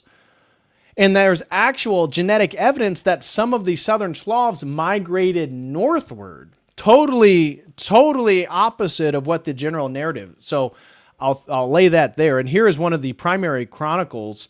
And if you go down to the bottom on what is it, some of its contents, it says the supposed biblical origins of Slavs from a son of Noah mentioned in the Hebrew Bible, the early history of Slavs with the banks of the river Danube in the regions of Hungary, Illyria, Bulgaria, described as their place of original settlement, the legendary founding of Kiev, the labors of St. Cyril Methodius, a calling of the Varangians. All this stuff is included in this primary. Anyways, it's very interesting because it would insinuate with the new genetic evidence, it actually coalesces with some of the primary historical documents talking about how the Slavs got there. So this, just look up Primary Chronicle or a Russian Primary Chronicle if you want to find a link to this. And another one is the Chronicle of Dalimil. It's an old Czech language chronicle, also documenting their heritage into the region. So interesting stuff there. Okay. Now, let's get into the documentary here. And if you guys appreciate the work putting forth these streams on a wide variety of topics, please consider supporting my work through a super chat, question, comment, anything of your wishing. We're trying to reach 30 super chat is the goal for today. And if you don't prefer to use YouTube, feel free to use Dono Chat or Streamlabs. All right. So we're going to skip through this. This is a documentary. It's about an hour and 11 minutes. We're going to skip through sections, but we're going to watch the majority of it. And here, I want to give you guys this YouTube channel.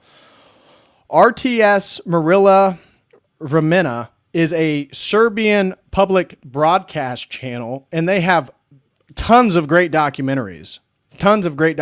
Like this one right here is on a different channel. This is the one I sent you guys the link for that you have to say that you're over 18 to watch because of violence, but you'll leave. I'll stay. This is the one that has a bunch of Orthodox clergy talking about Kosovo. So anyways, let's begin here, and we're going to move through a full covering of the conflict. Different answers to the question of what led to the NATO intervention. A lot of people would say it was humanitarian, and that the combination of killing in Kosovo and the departure of almost 1 million Kosovar Albanians to Macedonia, to Albania, this is what triggered the decision to intervene. I don't actually believe that's the case. And I say that in part because there were other humanitarian crises that occurred during that period, and nobody did anything. In Africa, in Southeast Asia. In many respects, NATO intervention in the Balkans in 95 and again in 99 was the exception.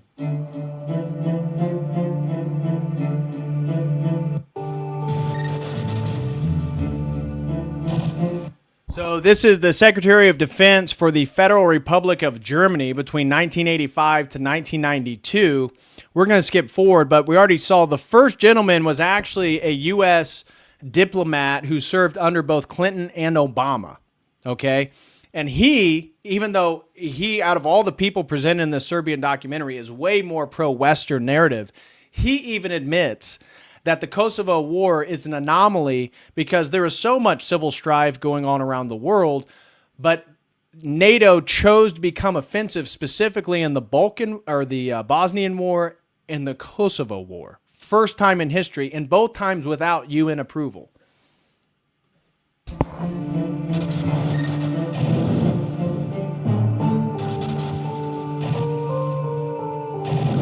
The humanitarian catastrophe or the right to protect, and at that time it was the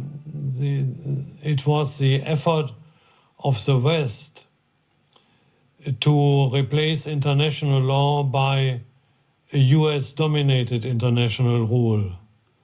And you don't find humanitarian catastrophe or right to protect in international law until the war against Yugoslavia.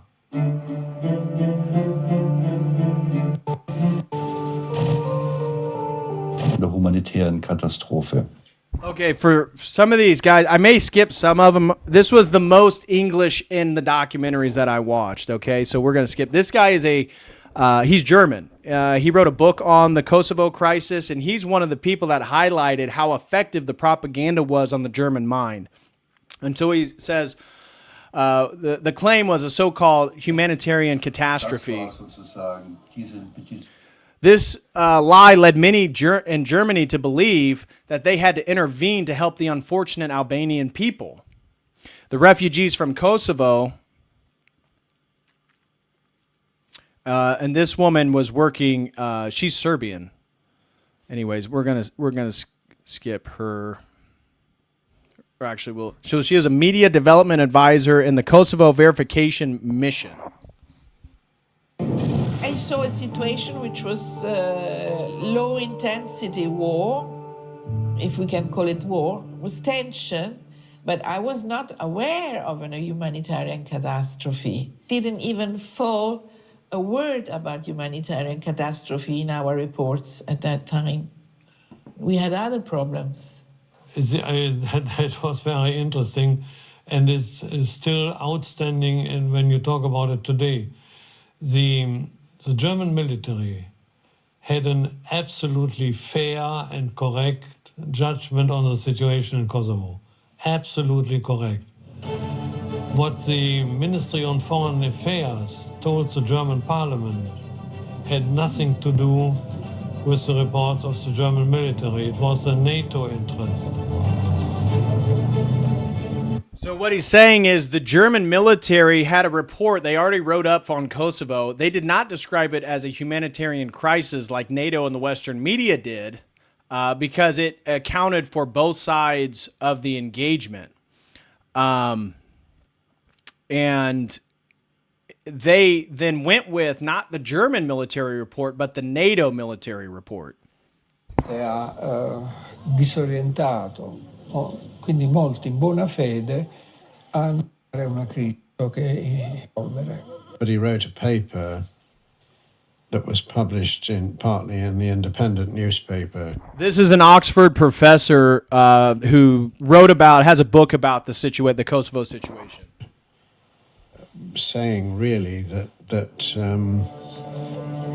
you think the Yugoslav war is about ethnic claims and human rights and so on? It's not. It's actually about the fear of large-scale refugee movements, and that is probably right.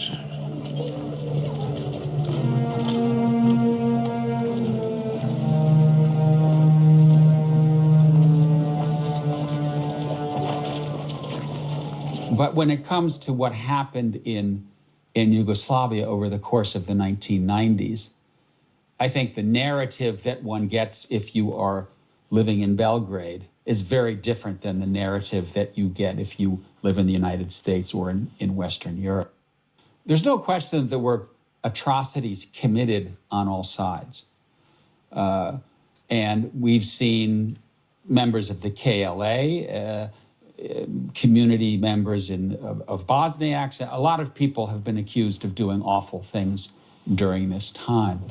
But I think at least from the perspective of those of us who were living in a European or an American country, there was a sense that it was Serbia and Milosevic that lit the match.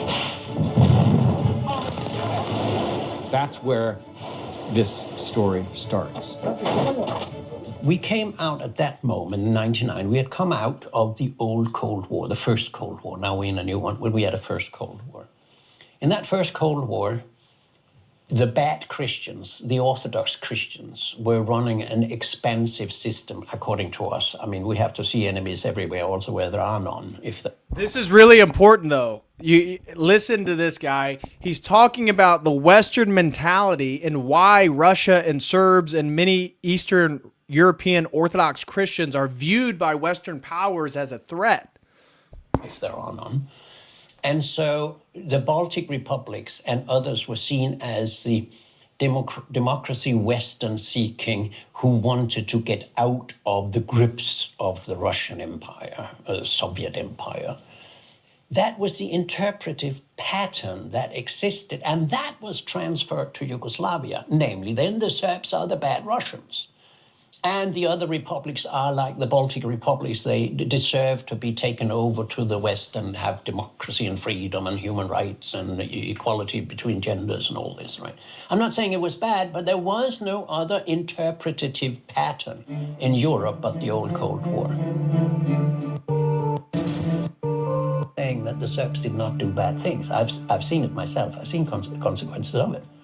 But to only say that the rest were white and the Serbs were the black, that is not reasonable. It's not reasonable ethically, it's not reasonable factually, and it's not historically viable. So were there atrocities and murders committed by the KLA before the bombing? Yes. But was it the case that during the 1990s, the autonomy that Kosovo had enjoyed prior to that period disappeared? Was there discrimination of ethnic Albanians? Yes. Did Rugova attempt to use peaceful resistance to deal with this problem? Yes. Did it work? No.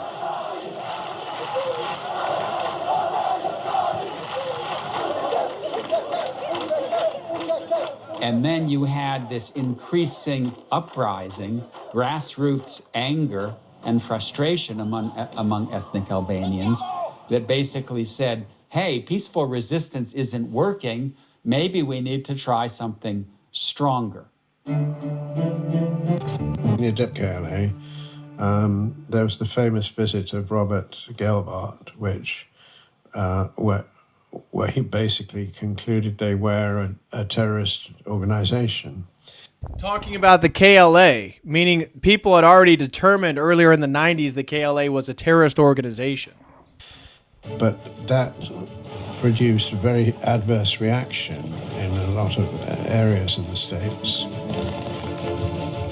Quite what happened, we don't know.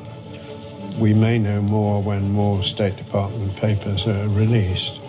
But it seems that Holbrooke was seeing himself as able to achieve a settlement, but the existence of the KLA would not be an obstacle to a settlement.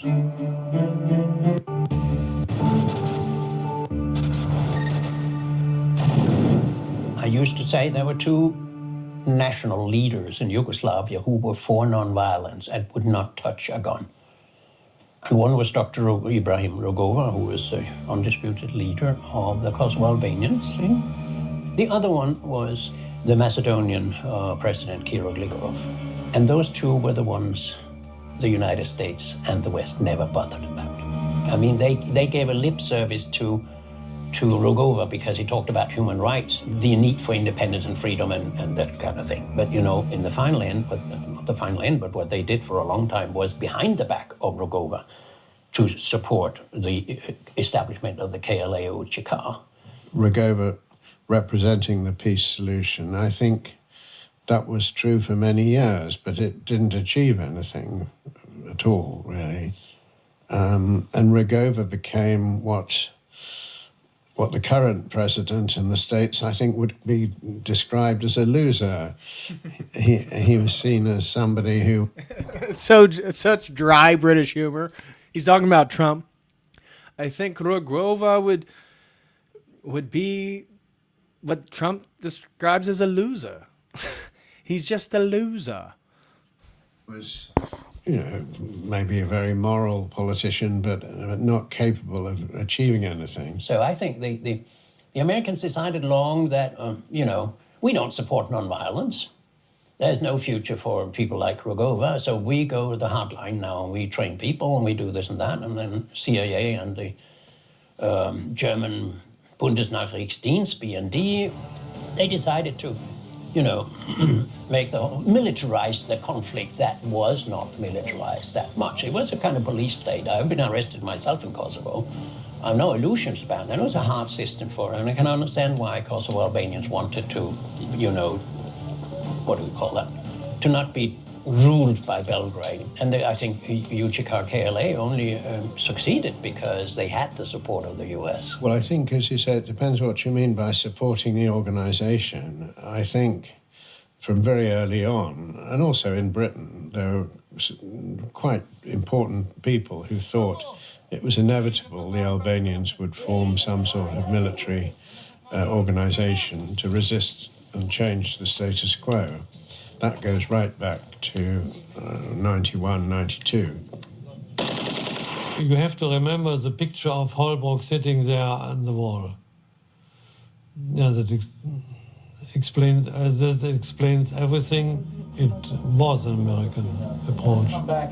This is Holbrooke, the top U.S. official who's sort of orchestrating the U.S. agenda under Bill Clinton, present in Kosovo, aiding, again, the KLA and coming up with options for them as a resistance against Serbia.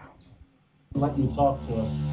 If you want, we can talk. I don't know what's the relation between NATO and KLA. I just know the development of the status of the KLA, which was considered a terroristic organization in March 98, and was not considered anymore a terroristic organization, but a liberation army of a country seeking its own independence by the end of the year. So I guess... Did you hear what she's saying? She said the U.S. had decided the KLA was a terrorist organization in March of 1998.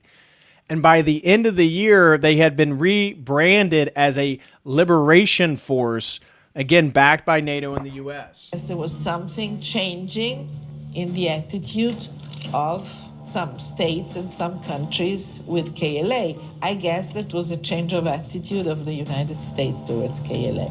So it was probably, it's an hypothesis, chosen by United States of America, the KLA, in order to achieve a new settlement, geopolitical settlement in the area.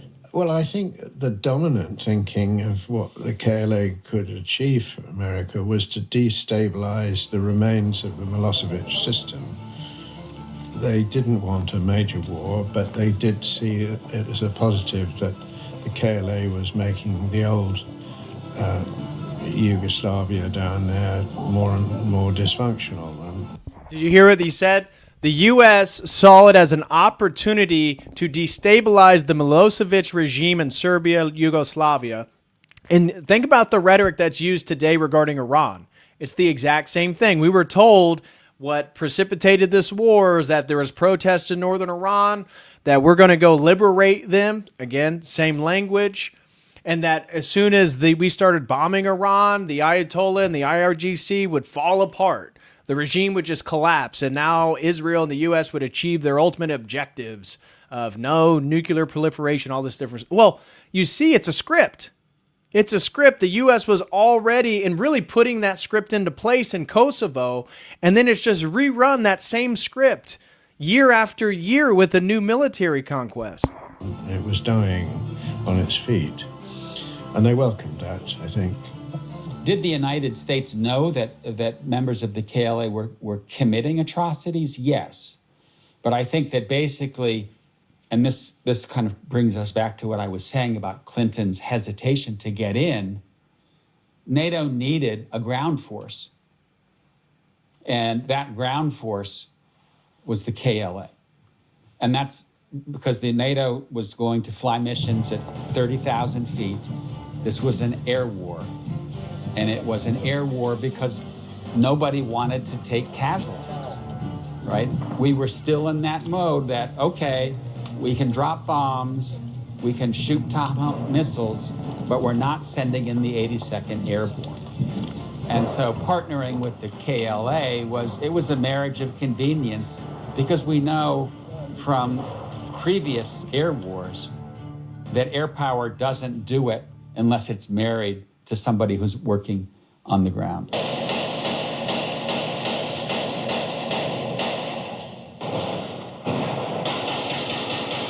Well, certainly 1998 was a very important year to decide on the changing Western perceptions towards the possibility of war.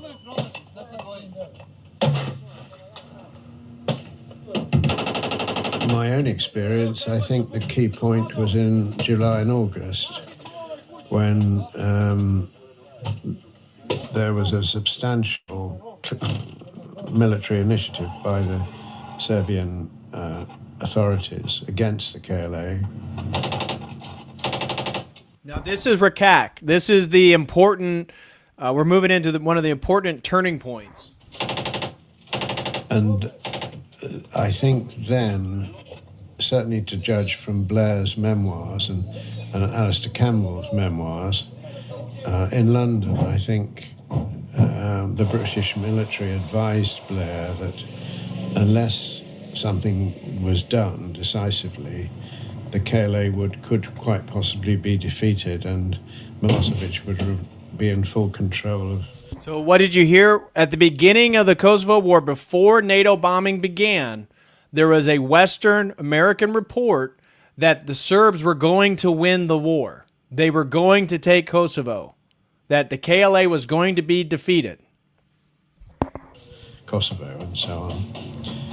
And that accelerated, I think, decisions to work with the KLA much more actively. I would say it was mixed. I think there was a component that truly thought of avoiding the war, of avoiding a violent conflict between NATO and... Now, this is William Walker. This is an important... He is a sort of... He's under Holbrooke, but he is the one that really aids the KLA in their new mission efforts, designing what the new mission efforts were. And now the U.S. is basically in the full backing of the KLA once he arrives in Kosovo. And Serbia, because that was the issue. And another one that probably, on the other hand, used the mission in order to prepare an intervention. Be hit by a car.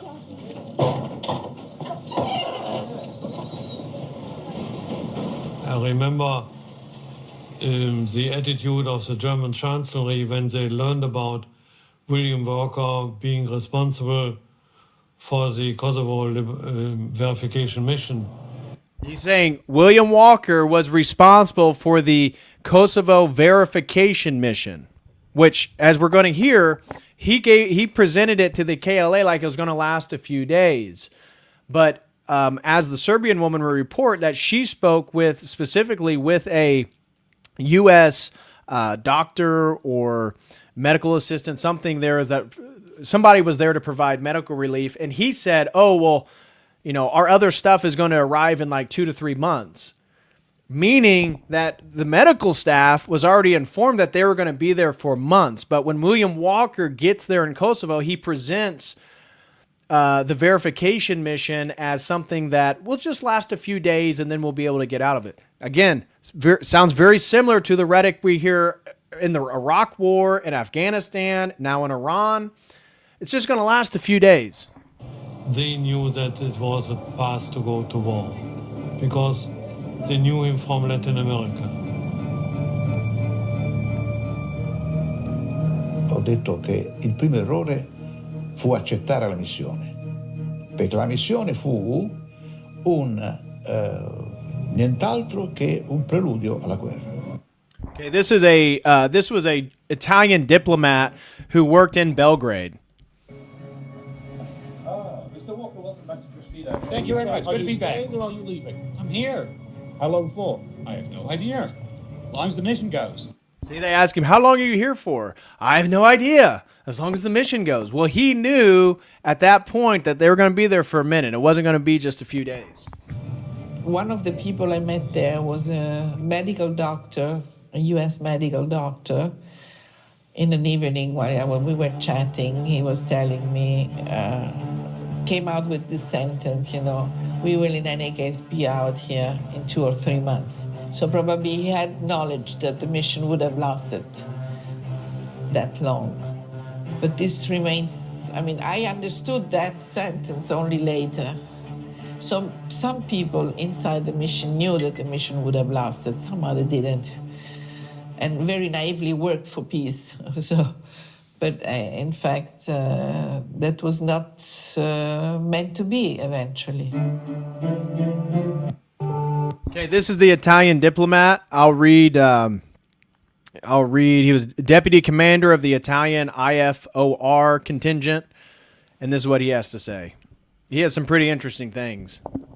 He says, the verification mission consisted of 2,000 observers, but they did not arrive on time. I don't know who made that decision. I believe it was the U.S. It was decided that all military attachments would serve as observers, so European military attachments, which is how they were sent to Kosovo as observers. I myself went to Kosovo every other week. During one of those visits, the events in Rakak took place. So here we go. The turning point in the Kosovo conflict.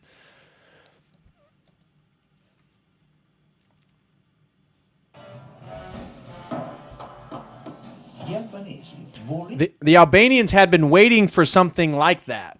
So again, this wasn't some surprise for the Albanians. They encouraged such an incident, according to the Italian.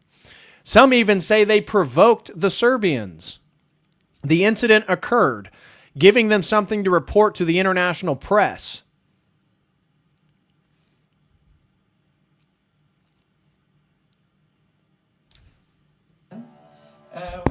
Because in fact, there were so many episodes of violence that were kind of put forward in order to justify an eventual intervention. These kind of episodes made me come to the conclusion that there was a casus belli to be sought, starting from the episode of the blocking of the Podujevo-Belgrade road in December 98, which we call the Christmas crisis, going on with the soldiers kidnapping, Serbian soldiers kidnapping of beginning of January in correspondence with the Orthodox New Year's Eve, and then also considering then the peak, which was Račak, who was actually the casus belli itself. The Kosovo verification mission in the headquarters. But I didn't see William Walker, but I think it was a French representative whom I met, and he told me a very interesting thing, that they made fair and correct reports, but they had to pass via the desk of William Walker. So what did he say? The French said they had accurate reports about the entire situation in Kosovo, but they were required to submit their reports to William Walker, who then could edit them or change them. And what we're going to see here is the incident with the 45 civilians that were claimed were, innocently killed by the Serbians. We're going to see him there, witness it. It goes on national television, and this is the catalyst for galvanizing support across all Western Europe and America that we have to stop the Serbs because they are going to ethnically cleanse the Albanians from Kosovo. Again, the phrase ethnic cleansing and genocide was not used regularly. Now you hear it all the time. Now, why is that? Because it's a propaganda tool of the West to stoke sentiments and feelings to support their military objectives. And what the result of his work was not in accordance to their reports. So William Walker's report on what he saw was not in concordance with all the other European reports on the situation. So now you can see all these bodies lined up. They're presenting it as a Serbian massacre of innocent people. Nel mio libro. And here's the Italian gentleman. He said, in my book, I give an example. Namely, I met a friend from the military academy. A few days later, I asked him if he knew anything about Rachak. I don't know how you pronounce it. He told me that he was among the first to arrive there, and that Walker, whom he also met, arrived later.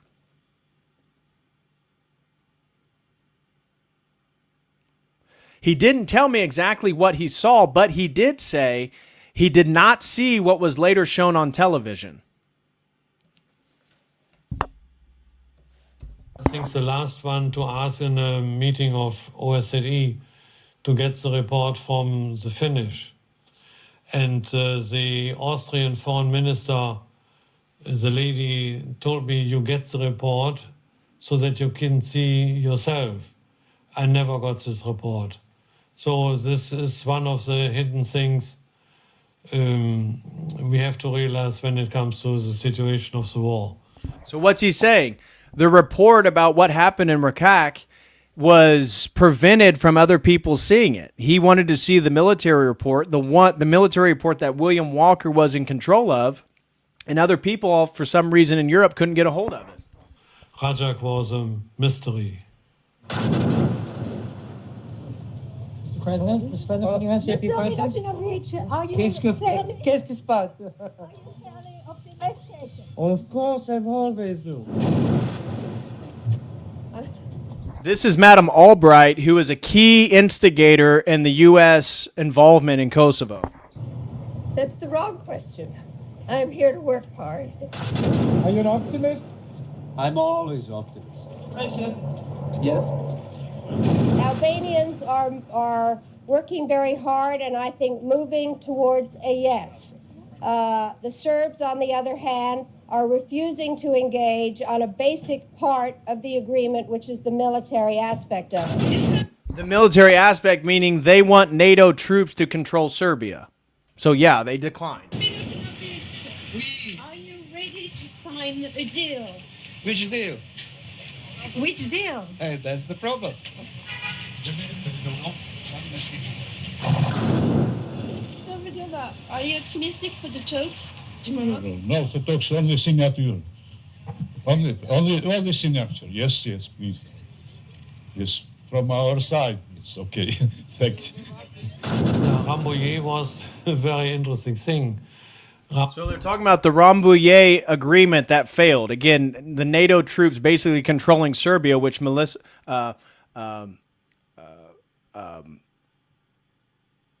the president of Serbia declined.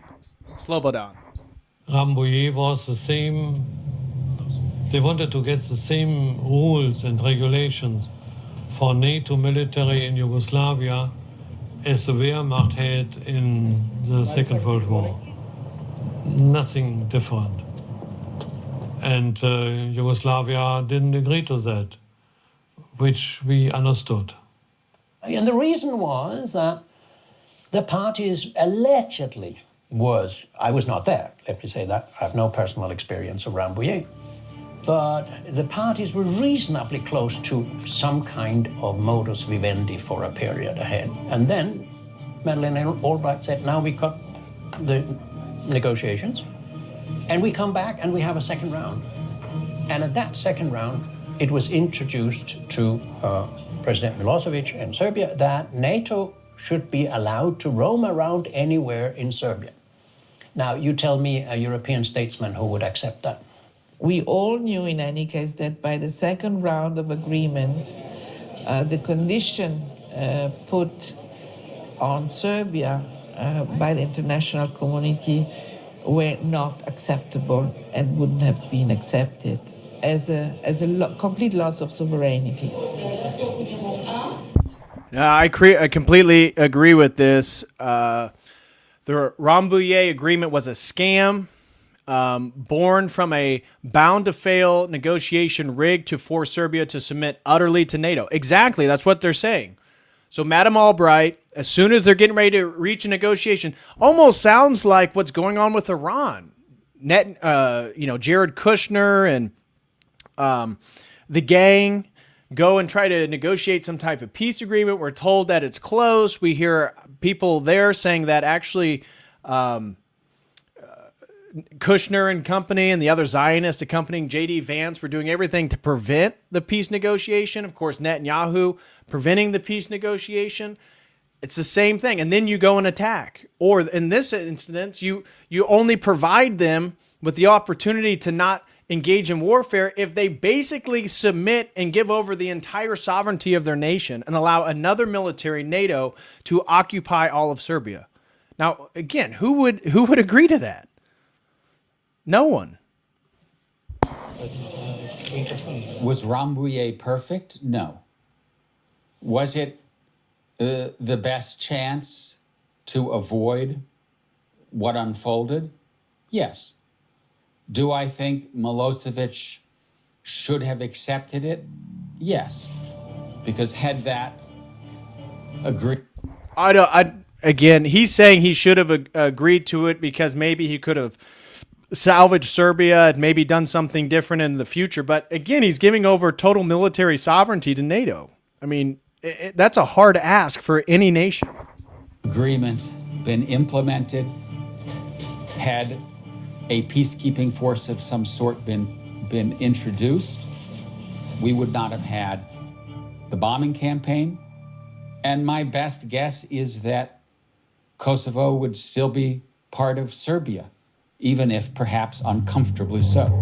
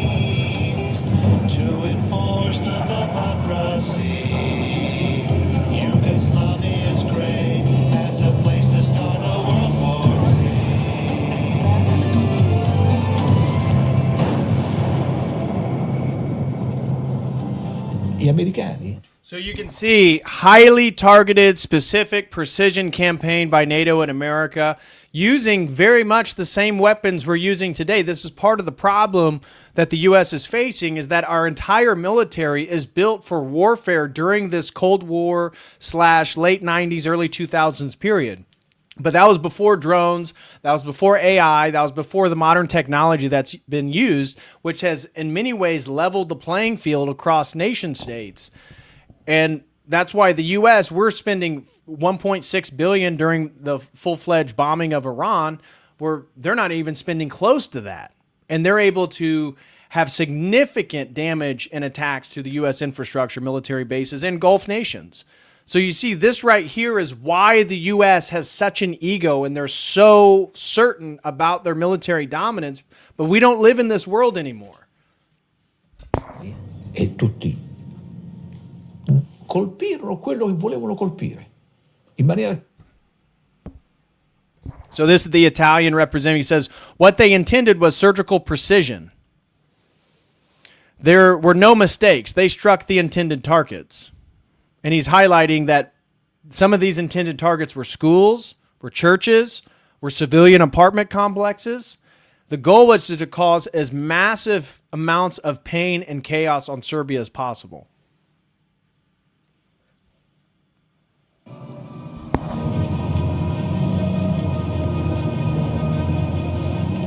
Belgrado fu bombardata, perché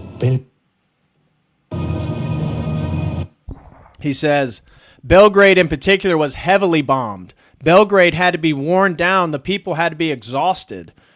They thought the people would rise up again against Milosevic, just like they said the people would rise up against the Ayatollah and the IRGC.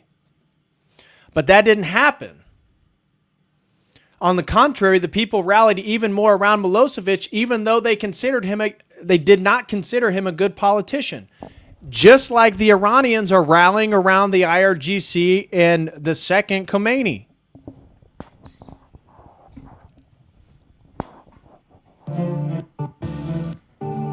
C'è stato We're going to skip this guy. He talks about what they damaged. He says, whether it was targeted killing or collateral damage, that is whether these were accidental victims. This is a third party, European party. So you can see they targeted a passenger train, hit it while it was crossing a bridge to make sure everyone would die. That was U.S. bombing, NATO bombing. The report showed that the killings were not accidental, but the result of specific decisions made during military operations.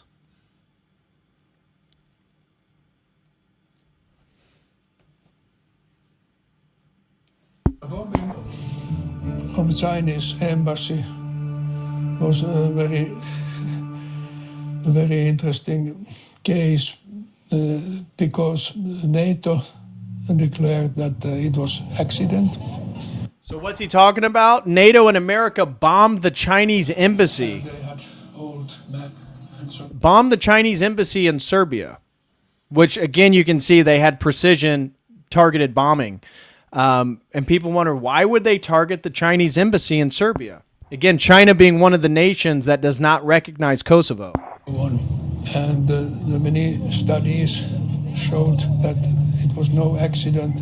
It was totally purported case because the USA tasked for bombing their best bomber B-2 from Texas to fly to Yugoslavia only once that kind of flight.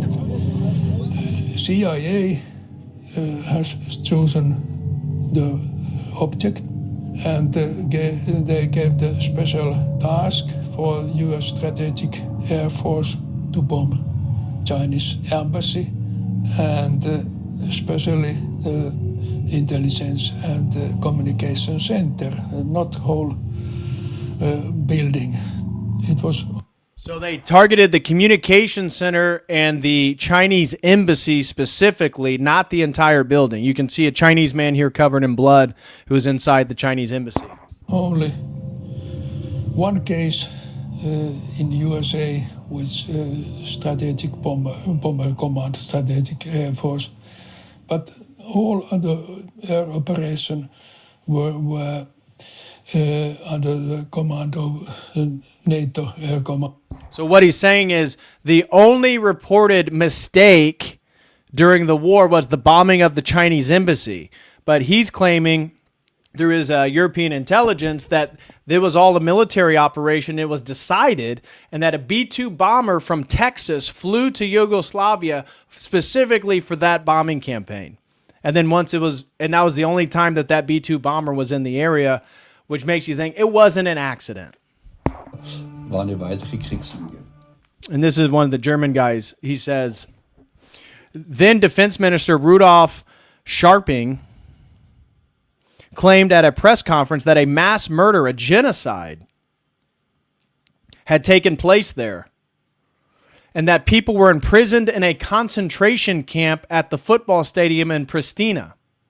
So they're claiming that the Serbs have a concentration camp of Albanians inside of a football stadium.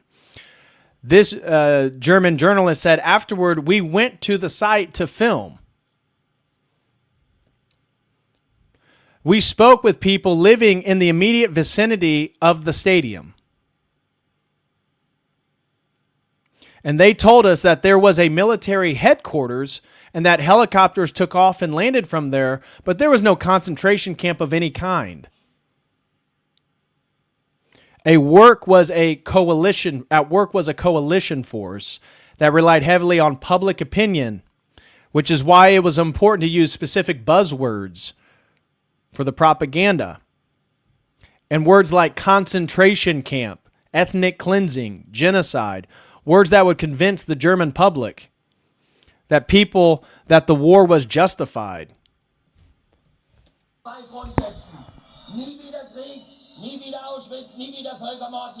That's German saying, never again fascism. We stand against Serbs, against the genocide of the Albanians. They used it.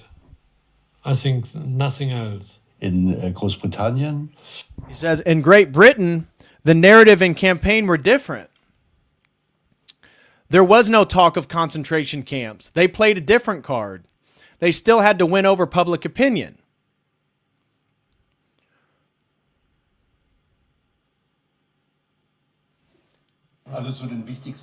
The dominant images were those of refugee columns, broadcast on all primetime news every evening, accompanied by photographs of stacked dead bodies shown at press conferences. The narrative portrayed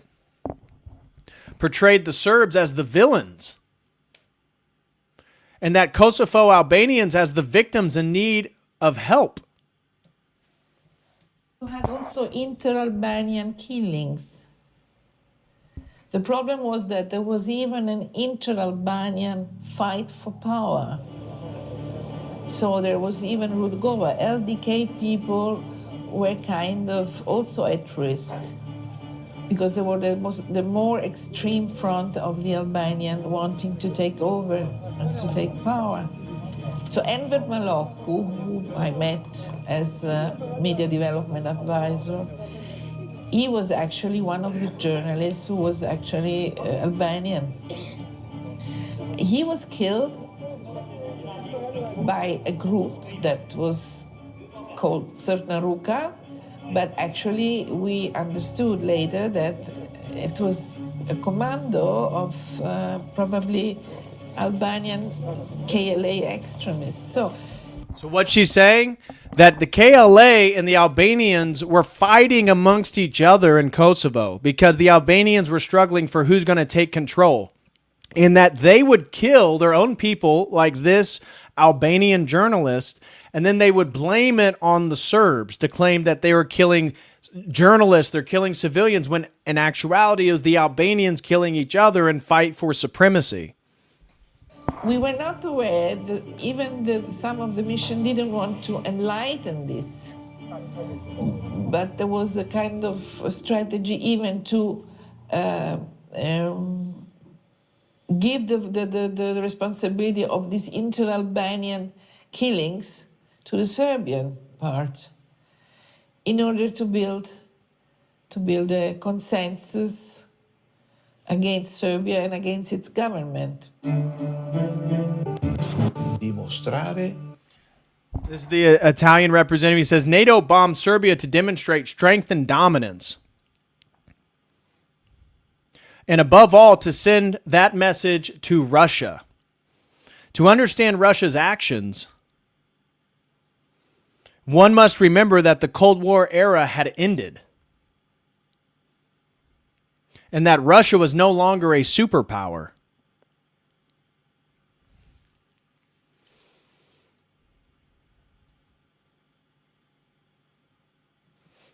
Okay. From this section forward, we're going to get into Bill Clinton's involvement and all that other stuff. So let me catch up with you guys in the chat. The last section here, the last half of the documentary is probably the best portion. But we've really established the groundwork, and I hope everybody's following and making sense of everything. Again, a major shout out to Teacup for sponsoring today's stream on Kosovo and Serbian persecution. John throws in $20. John 20 says, thank you, Teacup and DPH. Would you have a chat with Raymond Ibrahim about masculine Christianity? Orthodox Coptic aside, perhaps reach out, brother. Yes, I've had multiple people request that. I'm trying to get caught up on some of these sponsored streams and content, but I would be absolutely open to talking with Raymond Ibrahim. A lot of people, especially after my crusade stream, have been advocating for that. So you're not alone, John, and I'll definitely look into that. Ice throws in a super chat, says, a bit sad to learn that my favorite sniper rifle from video games was only notably used against my people in a battle on Kosovo. Yeah, fact. And John followed up with another one, says, DPH, how do we sponsor a video? What's the best way to contact you? As I said, the best way to sponsor a stream is just to go ahead and sign up and purchase the stream. You do that. I have your email address, and I'll email you once you purchase and ask for clarification, outline on what topic it is that you're interested in. So once you purchase, I'll be able to have your email and send it to him. Or send it to you, rather. Shout out to Wicked Wally. He says, Millie says, hi, Millie. God bless you both, Millie and Wally. Miss you guys. Can't wait to see you guys again. Always looking forward to meeting up with Wally and having a few adult beverages. He says, prayers for her broken toe. Oh, I'm sorry to hear that. Been slowing her down and she isn't happy about it. Kitchen service has been slow here too. Oh, man. Millie, Wally doesn't even give you a break. You got a broken toe and he's still clapping hands about where you are from the kitchen, getting his bologna sandwich made right. Is that what it is? God bless you guys. I miss you, Wally. Look forward to linking up again in the future. And let me just double check, make sure I don't miss anything. Over on Streamlabs, Brendan throws in $3, says, Kosovo is a NATO outpost masquerading as a country. Fact. It's the fakest country on earth. Fact. Also, read F. William Ingdahl's Manifest Destiny and Diana Johnstone's Fool's Crusade for some great books with interesting and infuriating info about this topic. Well, thank you, Brendan. I have not read either one of those books, but I appreciate you recommending them, especially for anyone who enjoys this topic in the chat right now.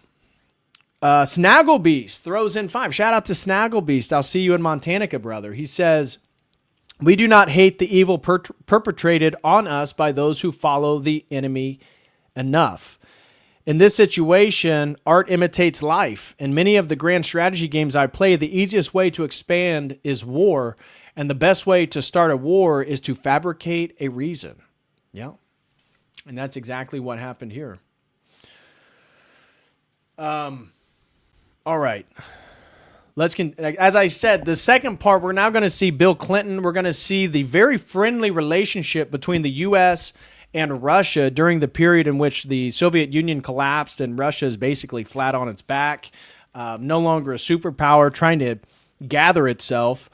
And the U.S. saw this as an opportunity to essentially control Russia. There's a comment that we're going to hear that anything that what was happening right after the collapse in Russia had to pass through Washington, D.C. for verification.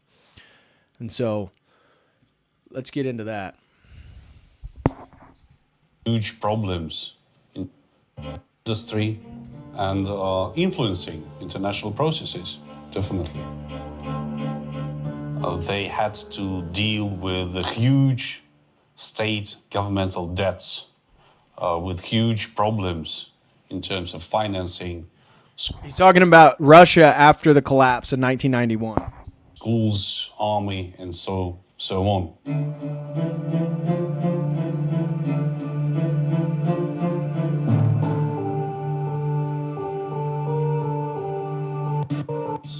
After the collapse of Soviet Union. So the gentleman you're going to be seeing in the videos with Bill Clinton, this is his son, who's now a representative in the Russian government.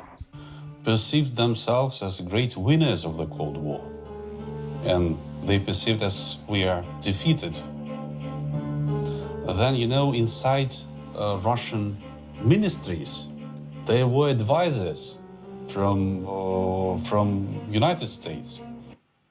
Not a single decision could not be taken without formal approval of an advisor from United States. It was a complete loss of sovereignty, and it was quite hard to get rid of that dependency. Так вот, не первый раз я вам говорю, что вы провалились.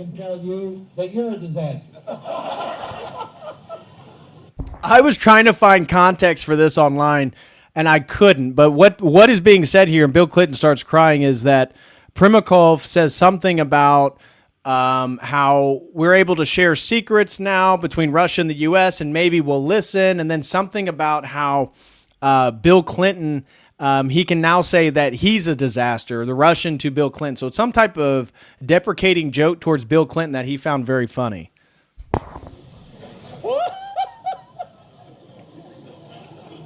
Be sure you get the right attribution there. Я надеюсь, что вы правильно все это поняли.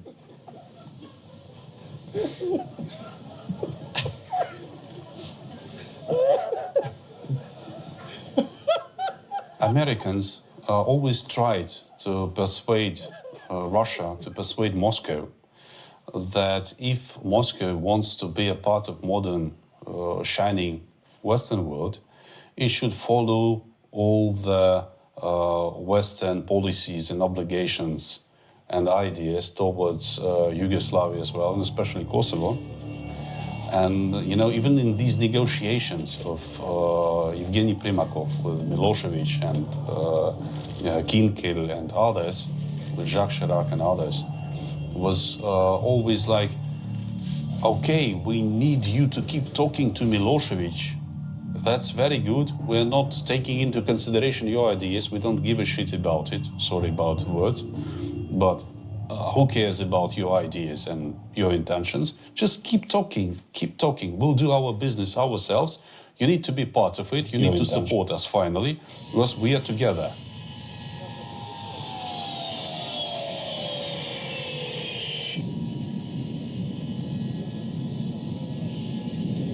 It was like 3 more hours to go to Washington when they got a call on board from Albert Gore.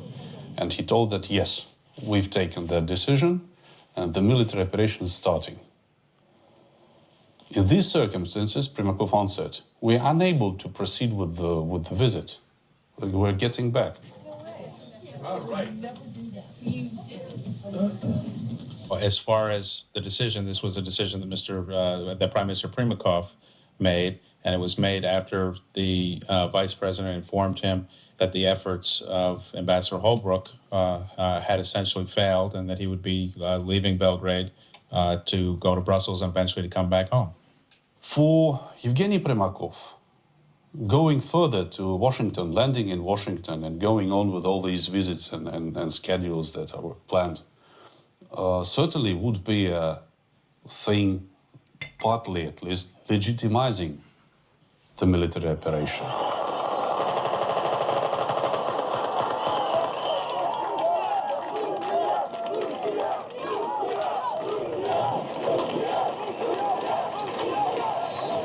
To give a better understanding, I would recall the whole thing about putting foreign troops in Kosovo.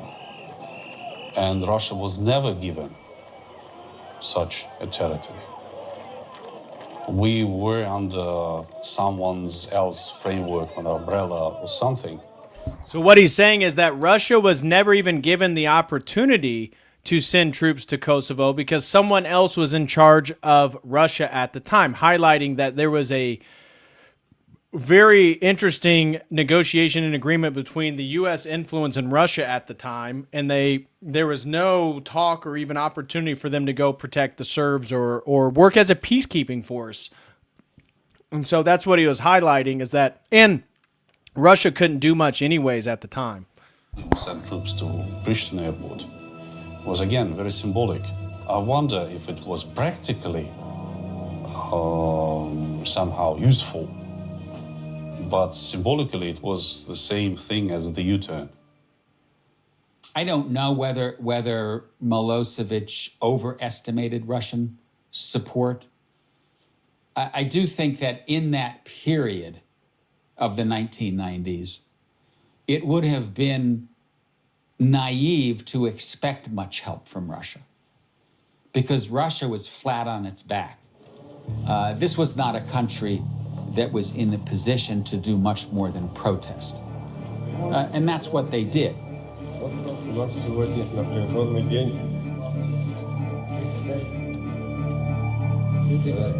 I'll try to concentrate. You know, this room is so beautiful. Tempting just to spend my time looking around. We didn't hear Bill Clinton sitting in a room, it looks like in the Kremlin. He says, wow, this room is so beautiful. It really highlights the majesty of Russia. Really captures the greatness of Russia. You know, I think that in some ways the NATO intervention in the Balkans was the beginning of the end of the honeymoon between Russia and the West. And I do think that mistakes were made in the 1990s, that there was an opportunity to bring Russia in. There was an opportunity to anchor Russia, not necessarily as a member of NATO or a member of the EU, but as a country that felt included in the post-Cold War settlement. And that opportunity was missed. To the whole development from the beginning in 89 or 88 or 87, or do you watch history and the development from a balcony today? And when you look on the Yugoslav war and the development on the Balkans, it's purely geopolitical. Ich glaube, es gab schon ein großes geostrategisches. So here's the German journalist. He says there was a geostrategical goal. Yugoslavia as a state in the Balkans had collapsed, creating a kind of power vacuum. Both sides, at a time when the world was still bipolar and divided into East and West, tried to assert their influence in the region because it is a geostrategically vital place. In that sense, this was one of the key reasons for the military engagement.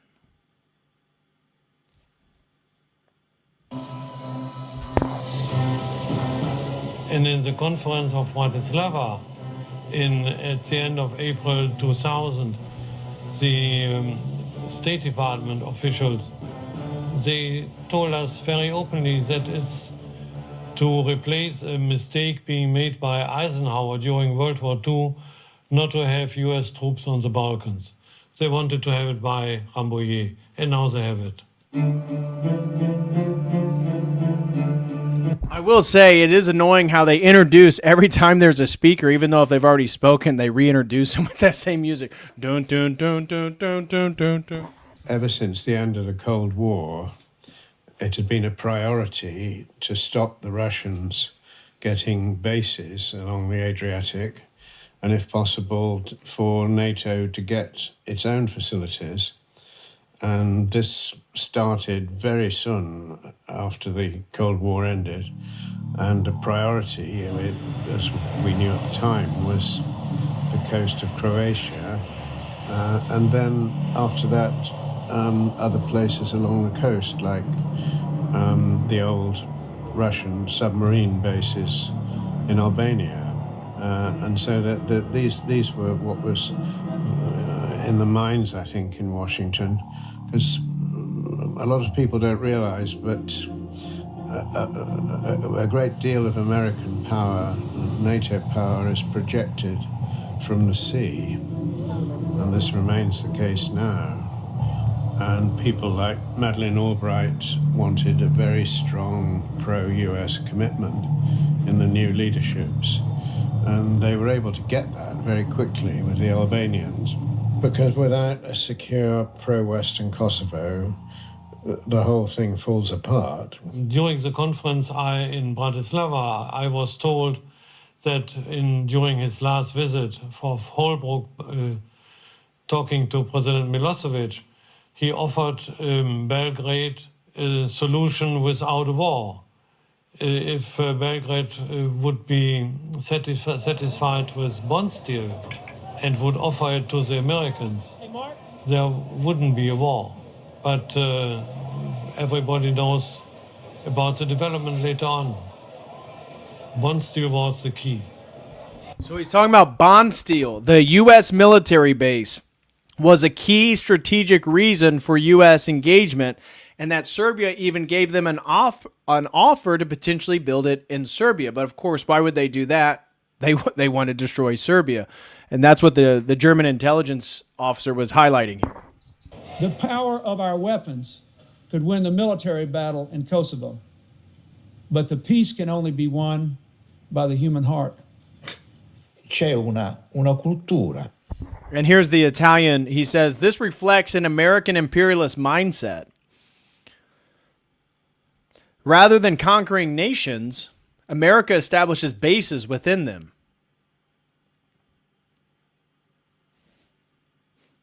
Bond steel was a consolidation of the results of the policy, and part of them. And this is bond steel right here, Camp Bond Steel. And you see George W. Bush coming and continuing the same American foreign policy in the Balkans. Wider, U.S. geostrategic planning in Eastern Europe. There was the wish to have the bond steel base built, which was done, a few weeks after the bombing. They took this, which at the time, maybe still, is the largest U.S. bases after the Vietnam War built outside the U.S. I don't think that the United States was looking to insert bases or a military presence in the region. Now remember, this guy, he worked for the Clinton and the Obama administration. I said he's one of the Americans. He is the most pro-Western perspective.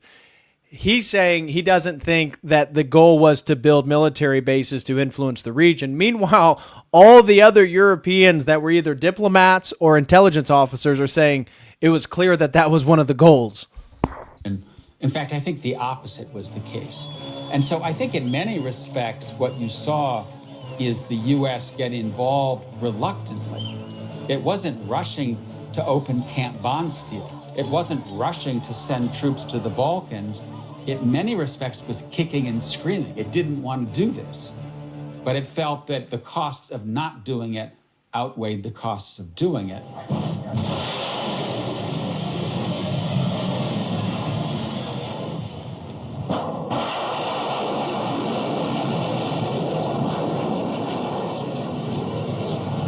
I think the Kosovo War was the origin of today's development. But with the Yugoslav war, they wanted to introduce an international law only in interest of the United States, which is not international law. So that already changed the world.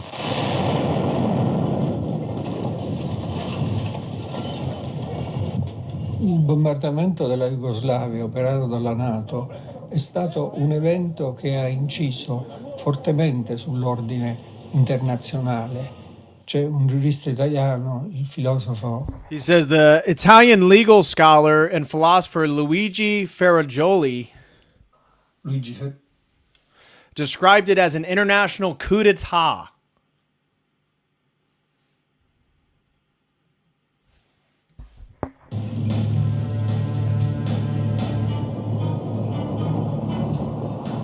when you look... So this is video of the U.S. in Afghanistan and Iraq in 2003. Again, 1 year before the unrest in Kosovo, again in 2004. Into the war in Afghanistan, Iraq, Syria, and so on, the Americans went to war because they wanted to go for war, not because they had legal reasons to do so. And they did their utmost to not to listen to United Nations Security Council. That was the first experience we made in the Yugoslav war, that they did their utmost not to have a vote of the Security Council. So what's he saying? He says after the Kosovo war, the Americans no longer appealed to the UN for approval to engage in warfare. Basically, the American and military-industrial complex set itself in a dominant position where the UN no longer governed it or what it was capable of doing, and therefore implemented its own means. Which under international law is the only body to allow to go for war. So that is the situation we have today, and therefore the Yugoslav war is the first war of modern times, which should lead into a globe being controlled by the United States. Yeah, it started there. The Kosovo War was an example. It was we say the mother of all future wars. I mean, proposed a scheme that has been somehow resumed with the due differences depending on geographic location. The Kosovo War actually, they needed the international community to be prepared for a NATO intervention. In many respects, the NATO interventions in the Balkans were illegal. And that's because they did not have a UN blessing. In my own terminology, I see these interventions as illegal but legitimate. Of course, he sees them as legitimate. In the sense that they needed to happen morally and strategically, but they were violations of the UN because it didn't have a UN blessing. It was a Pandora box. I mean, the war against Yugoslavia, the Kosovo war, or the war against Serbia, Belgrade bombing. It was a Pandora box. They ruined international law. They made the idea of who's the most mighty one, he's the one that is right. They made a series of aggressions and wars afterwards. Just few to mention: Iraq, Libya, others, without United Nations involved or ruining more international law and order. This is a thing that was brought to us initially by bombing of Yugoslavia in 1999. That was the point when all the mess started. That's why I say it's more important than the coming down of the wall. The coming down of the Berlin Wall did not influence the UN.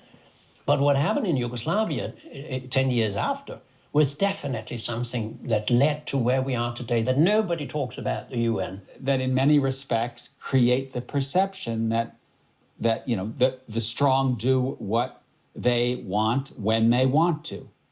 And there is an inescapable truth to that.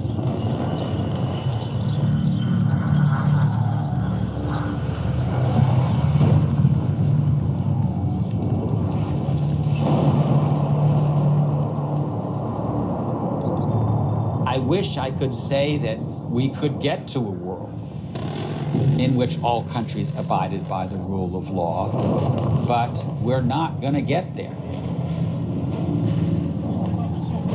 it has led to a degradation and erosion of that legalized, rules-based order that many had aspired to in the 1990s.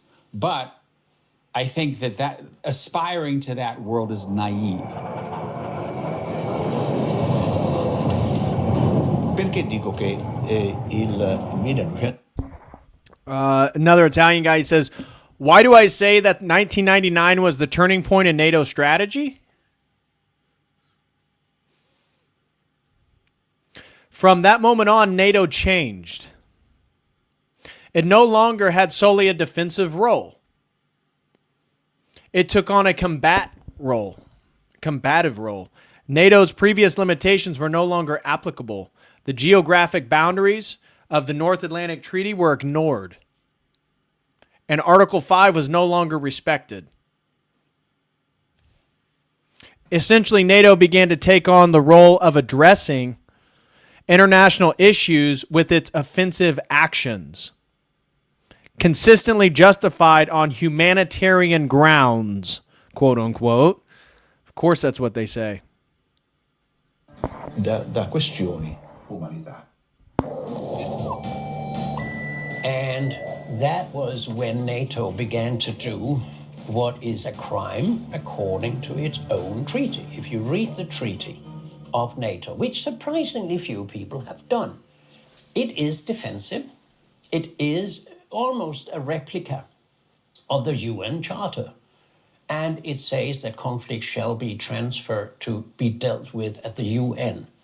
And it says very clearly, and that's what makes the treaty words defensive, was that among the group of members, we shall come to each other's rescue if one is attacked. Now, what NATO did by bombing Yugoslavia was to totally violate its own treaty and international law and the UN, because there was no mandate for it. NATO has nothing to do in Yugoslavia. NATO has nothing to do in Ukraine. NATO has nothing to do in Afghanistan or Libya. It's according to its own treaty. It's not me saying that. And there was talk at the end of the Cold War about disbanding NATO or putting it in a warehouse, and neither happened. Instead, two things took place. One, there was a decision to begin enlarging the alliance. And then the other part of it was going out of area. NATO would project collective power to places that were not part of NATO territory to pursue common interests. And the Balkans were really the first test case. I wouldn't call it the offensive use of military. See, notice how he's always pushing still the Western kind of perspective. I wouldn't say it's an offensive use. Of course it was. And ever since then, as the Italian and the German and the British gentlemen all highlighted, since the Kosovo or all the conflict, whether it be Bosnia or Kosovo and Yugoslavia, NATO has justified an offensive involvement in conflict for the sake of protecting humanitarian aid, democratic liberation from tyranny. The irony. Military force. I would call it defensive or preventive. It was really about stopping wars. It wasn't about starting wars. Yeah, sure.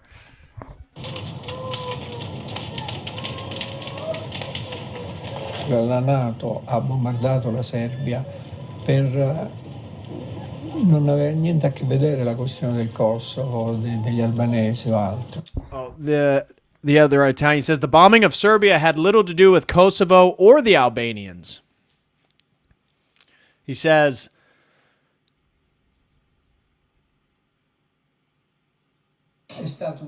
it was a constitutive war aimed at establish a new world order. And just think about the timing. Who was the president just before Bill Clinton? George H.W. Bush. George Bush Sr. And what was his famous phrase talking about the Soviet Union during the collapse? We're entering a new world order. A new world order. This is the new world. The new world order is NATO and the U.S. building itself to become the hegemon and dominates, most specifically Russia, to destroy Russia. As I highlighted, with all the military bases, look at where all the military bases we built. It's around either Russia or Iran.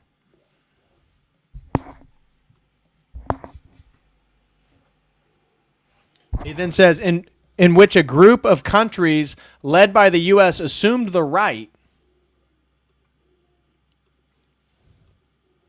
to intervene in international affairs and enforce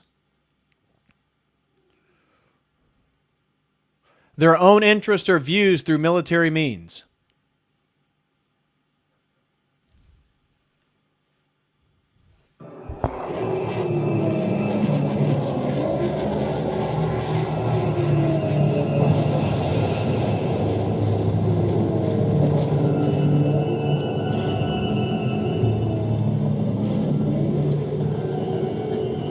Perché la Jugoslavia fu attaccata? Why, he said, why was Yugoslavia attacked?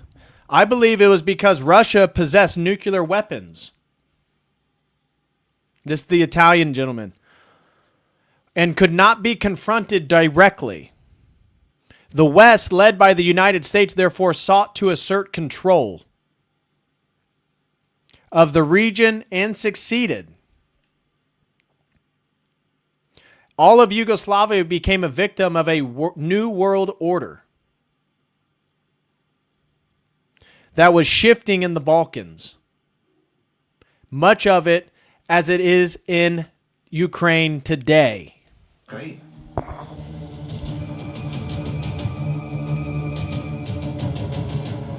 And if you're talking about expanding the liberal order, a war in the Balkans doesn't look so good. It spoils the story. And so I think you have to understand NATO's intervention in the Balkans, in Bosnia, in Kosovo, as part of that broader ideological mission of expanding the liberal international system, of expanding NATO, of expanding the EU, of bringing rising powers into the order. This was a kind of vast vision that was launched in the 1990s. We now know in hindsight it didn't work, but it was really in those years after the end of the Cold War that this whole mission was launched, and the NATO intervention in the Balkans was part of that broader mission.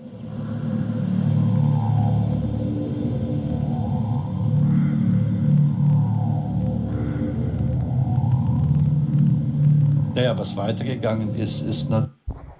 This is German. What followed in the countries of the former Soviet Union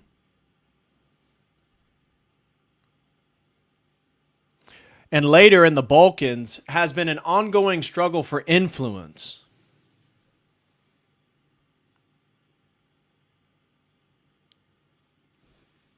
Unfortunately, the same dynamics are visible today in Ukraine and in the past in Georgia and Moldova.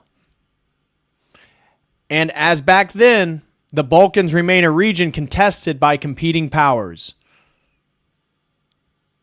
The fight over interest that began then continues to this day.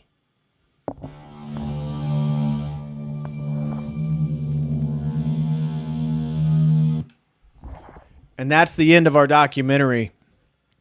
Again, I want to give a major shout out to Teacup for sponsoring today's stream. And I hope it was insightful for you guys and being able to perceive a truly pivotal period in history. As I said earlier, the Kosovo War and what took place in the Balkans isn't just a spiritual issue. It is a spiritual issue. We saw the degradation of Serbian monasteries. We saw the persecution of Serbian Christians. We saw the destruction of UNESCO Orthodox heritage sites. We see the erasing of Serbian legacy, cultural inheritance, monasteries, churches in Kosovo to this day. But really, this entire topic, yes, it's spiritual, and the continuation of it is still spiritual. It's still the Antichrist empire that we see unfolding and trying to fight Russia and Ukraine and Iran right now on behalf of Israel. It's the same thing. And so this topic is also a geopolitical turning point in the foreign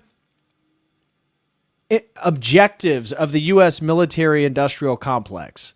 Before, we were sitting on all these bases post-World War II, and we were sort of held at bay by the threat of the Soviet Union. But once the Soviet Union collapsed on Christmas in 1991, there wasn't an oppositional power, at least not as strong as it was. And so we see the expansion of the U.S. influence and power through these military bases. They don't take over Romania. They don't take over Poland or Bulgaria or Kosovo. They build massive military installations, just like they did in Kuwait and Qatar and Bahrain and Saudi Arabia, which Iran attacked. Do you see what Iran and Russia are actually responding to? It's the continuation of this new foreign policy that NATO and the U.S. are tied at the hip with. And what we see in Ukraine, at least with what appears to be a difference of opinion, is a potential split between NATO and the U.S., especially with their European sentiments towards Trump. And so this conflict that occurred in 1998 and the entire Yugoslavia situation that occurred during the 1990s literally is a lens for understanding today's conflicts.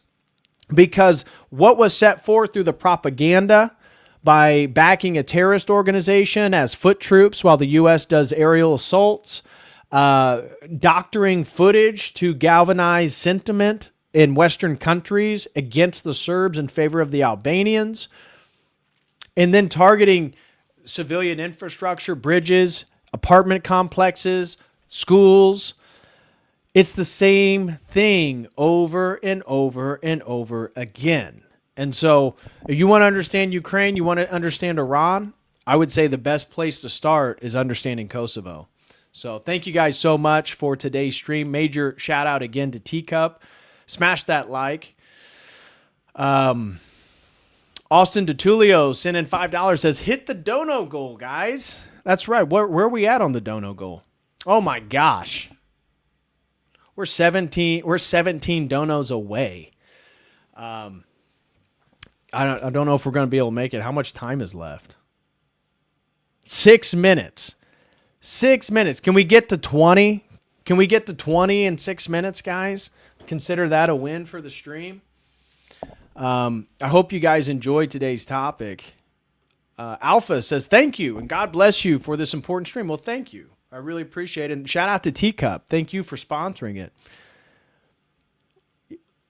Hello says, yeah, great stream. Thanks, Dr. DPH. Well, thank you guys. Jack says, great stream and great chat. Thank you very much, Jack, for being here. Akathis says, hello is poor, apparently.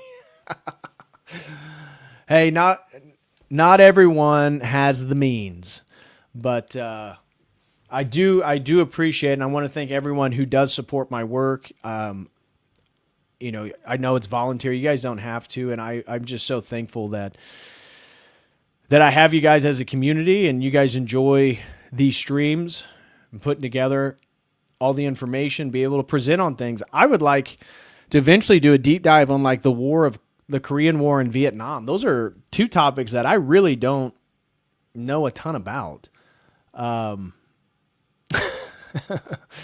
Hello responds to Agatha says, stop wealth shaming, you bigot. Crispy says he's rich in spirit. Oh, okay, that makes up for it. Mr. Dingleberry says, thank you for covering this. Greetings from Serbia. Well, God bless the Serbs. Hopefully Kosovo will be Orthodox again one day. Wicked Wally says, my personal theory is the CIA wanted to test the waters on a small scale for partitioning Russia. Yeah. Yeah. And again, they did this when Russia was the absolute weakest. I mean, he was not in a position to fight the U.S. during that period by any means. By any means. Oh, thank you. Alpha Bravo throws in 7 Canadian. Thank you very much. He says, thank you. Truly he is risen. He says, Christ is risen. Truly he is risen. Thank you very much, Alpha. Appreciate that support. Vigo said, I tried to super chat earlier, but YouTube literally disabled the send button. No response when I pressed it. Some UI bug. Oh, it's all good, man. Thanks for being here, Vigo. Shout out to Dr. Crispy for holding down the chat. How familiar were you guys with Kosovo in the first place? It was a topic I kind of had a rough understanding, but it was an enlightening topic to do research in. Again, major thank you to Teacup. Is it something you guys have dove into before? Alpha said, I had the same issue on the last stream, Vigo.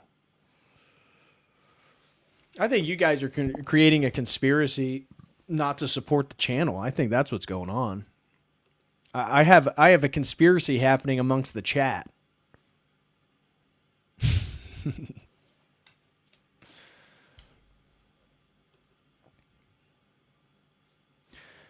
All right, guys. Well, I'm going to get out of here. I want to just say thanks to everyone who supported. Let's see. We have 3 minutes left. Can we at least get a couple? We got 3 minutes left on the super chat goal, guys.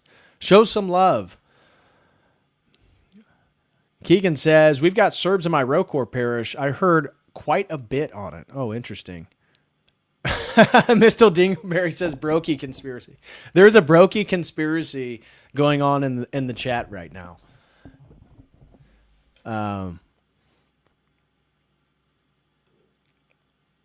Vid says, look up what the Albanians did in Macedonia a year later if you don't know. Yeah. Good point. Very good point. Oh, Austin DeTulio throws in 5. Thank you so much, Austin, for all the support, my man. Really appreciate it. Two more minutes left. 2 more minutes left. Austin is not a brokey. Austin supports. Austin even advocates for you guys to support. Maybe you guys can take a page out of his book. I blame the gays of Hormuz. K-Ram says credit card maxed out. Fair enough. Fair enough. Don't go into debt. Mitch said most English language info in Western world is propaganda. It is, dude. I found that doing research for this stream. That's why a lot of what I use came specifically from Serbia. Specifically from Serbia, because almost every Western article or video I found just painted the entire Serbs are bad narrative over and over again. So, yeah, it's true. Man, Akathis is throwing shots at everyone tonight. Akathis is throwing shots at K-Ram, says she spends too much on makeup and cat shoes. Man, you guys are on one tonight in the chat. Do you know what happened when I tried to post this stream to Facebook? Facebook immediately deleted this stream just based on the title. I hadn't even started the stream yet. And in StreamYard, I got a notification that my stream got deleted on Facebook. So Facebook is clearly anti-Serbian because all I did was say, what? The truth about Kosovo, what happened to Serbian Christians? Facebook deleted it. I shit you not. It literally happened. Literally happened. So 23 seconds, guys. 20 seconds. Anybody going to come in with a home run right at the end here? 23 seconds. Zuck strikes again. Dude, I couldn't believe Facebook found this stream before I even streamed, found it in some type of violation, deleted it. And that's nuts. Kosovo is Serbia, always was Serbia, and will be Serbia. All right. Well, guys, I just want to thank you all so much. Again, a major shout out to Teacup for the support tonight and sponsoring the stream, and shout out to all you guys who supported. A major thank you to you all. I will be back Wednesday with another sponsored stream on satanic ritual abuse. Satanic ritual abuse. And we'll be looking at it from a clinical and psychological perspective and how we deal with people who've actually experienced satanic ritual abuse. So I will see you guys Wednesday. And of course, don't forget, if you want to join our private men's meeting, we have a meeting tomorrow night at 7 o'clock p.m. Eastern Standard Time in the Logos Academy. Check that out. And if you haven't bought a copy of return to Babylon, do that as well. So I will see you guys Wednesday night. As always, until then, God bless.